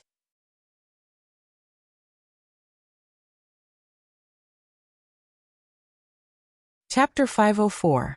The latest chapter of this book is not finished yet. For more exciting content, please scan the QR code below to download the app. Novels are updated faster and more frequently. Millions of novels are free to read. There are all kinds of novels that you can't find online. That won't do. Gu Chongqing refused without thinking. He had experienced how terrible the plague was. After almost every disaster or war, there would be an outbreak of the plague. It was just a matter of priority. Some epidemics could be stopped in time if they were discovered in time and controlled well, but death and injury were inevitable. He wouldn't allow her to take the risk. "I'm a doctor. I'll be fine," Gu Jiao said as she took out a small medicine box from the small basket. She put on gloves and goggles and a surgical gown. Gu Chongqing watched her take out so many strange things from a small medicine box. For a moment, he didn't know what to say. He opened his mouth. Gu Jiao fastened the last 2 straps on the surgical gown and said to Gu Chongqing, "With these, I won't be afraid of infection." It was reasonable to say that protective clothing was the most effective, but there was no protective clothing in the small medicine box. There were only surgical gowns, and only one of them was her size. No one could change Gu Jiao's decision. Even if Gu Chongqing doubted that he should kill people, Gu Jiao would still go, unless he sealed her acupoints. But if the soldiers of the previous dynasty came back, she would be in danger if she stayed here alone with her acupoints sealed.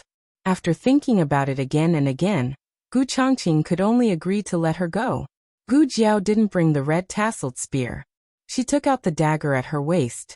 Gu Chongqing gave her his dagger. "Use this." This dagger was sharper than Gu Jiao's dagger. "Okay." Gu Jiao didn't refuse. "Open the door," Gu Chongqing said. "Okay." Gu Jiao also agreed. See, she was obedient most of the time. Gu Jiao brought the dagger to the deaf warrior's room and knocked on the door. The footsteps came from the direction of the wooden bridge. The men of sacrifice thought it was a soldier from the previous dynasty. He opened the door. The moment the door opened, the man of sacrifice sensed that something was wrong. He slammed the door shut, but it was too late. Gu Jiao blocked the door with one foot and stabbed the man of sacrifice in the waist with the dagger in her hand. Closing the door was a conditioned reflex, but he immediately regretted it. Why did he close the door? He should have just killed. However, the opportunity was fleeting. If he attacked Gu Jiao directly, Gu Jiao might not succeed. Gu Jiao's strike was fast, ruthless, and accurate, leaving no room for the men of sacrifice to breathe. She pulled the knife out and blood splattered all over her body. The deaf warrior fell straight to the ground. He didn't understand how he died even when he was dying. Gu Chongqing saw the man of sacrifice's blood splattered all over Gu Jiao's body. He stood up from the bushes and strode over to Gu Jiao. Gu Jiao raised her hand to stop him. "I'm fine, don't come over." These were all infected bloodstains. Gu Chongqing stopped on the bridge and looked at her worriedly. Gu Jiao dragged the man of sacrifice into the small wooden house. There was firewood inside. Gu Jiao originally wanted to burn the body with the house, but after hesitating, she changed her mind. She looked around the house but couldn't find a shovel, so she went to knock on the door next door. Unexpectedly, the person inside didn't dare to open the door. Then, she went to a few other small wooden houses, but no one opened the door for her. Is it because I didn't speak? They don't know who I am, or do they think I am someone? Gu Jiao was hesitating whether she should speak or not when the door of the easternmost wooden house opened. The young man who had tried to escape but was brutally injured by the man of sacrifice limped out. The young man curiously looked at Gu Jiao, who was dressed strangely, and then looked at the man of sacrifice's body lying in a pool of blood in front of the house. He recognized that it was the man of sacrifice's body. He was stunned. Gu Jiao simply walked over to him and asked, "Do you have a shovel?" The young man was stunned again. "A girl? This is a girl. Do you have a shovel?" Gu Jiao asked again. Yes, you girl. The young man didn't know how to call her, so he stammered. "Do you want a shovel?" Gu Jiao, "Yes." The young man turned around to get the shovel, but perhaps because he was too nervous and flustered, he bumped into the door, making him dizzy and seeing stars. After he entered the house, Gu Jiao heard a conversation that was deliberately lowered. Who's here? I don't know, but it shouldn't be Prince Yi's people. Prince Yi, the leader of the remnants of the previous dynasty, was said to be the prince consort's uncle. You're crazy. They won't let us talk to the people outside, and they won't let us open the door for them, or else they'll kill us. What's the difference between us staying here and waiting for death? What's more, she killed that man, so she must be here to help us. How do you know? I don't care, I'm going to escape anyway. After saying this, the young man came out with the shovel. He handed the shovel to Gu Jiao. Here. Gu Jiao was about to reach out to take it, but he thought of something and immediately took the shovel back. He took a step back and said to Gu Jiao, "We're infected with the plague, so be careful not to be infected."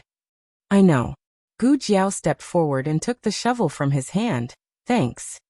Hey. The young man still wanted to say something, but Gu Jiao had already turned and left. Gu Jiao dug a hole behind the village, and halfway through, the young man came over. Do you want to dig a hole? Let me help you. No need, Gu Jiao said.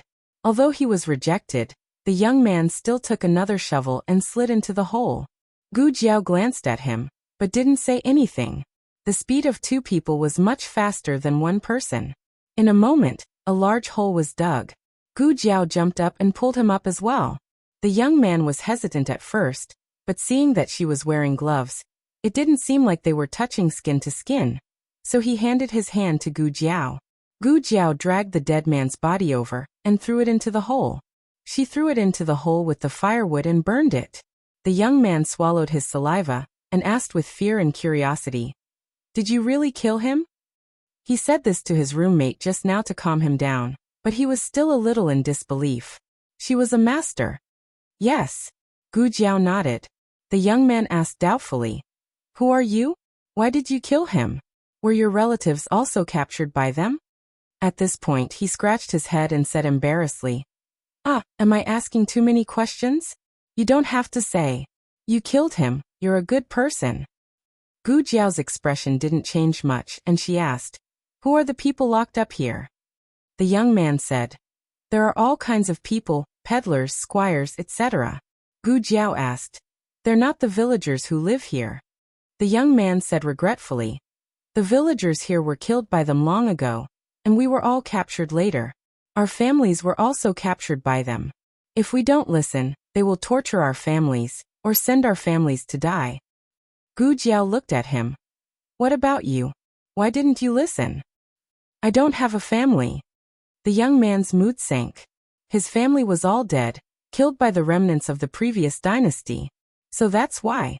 Gu Jiao paused and said, "Those soldiers only come to deliver food every day. Do they do anything else? For example, check on you or something?" The young man shook his head. "No, they don't dare to come close at all. You're the first." "Seriously, aren't you afraid of being infected?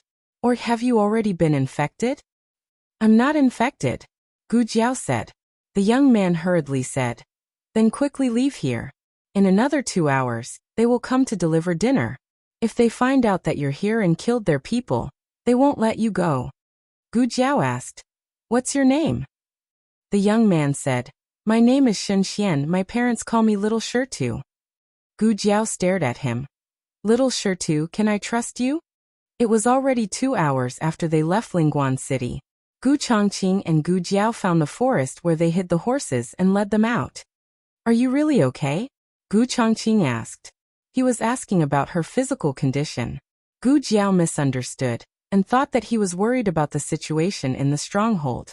She said, "Every time those soldiers put down the food boxes and leave, they won't go into the house to check if the people inside are still there.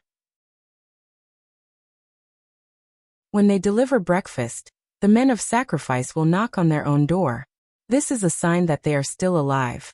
As long as the soldiers know that they are still alive, they won't question the situation in the stronghold."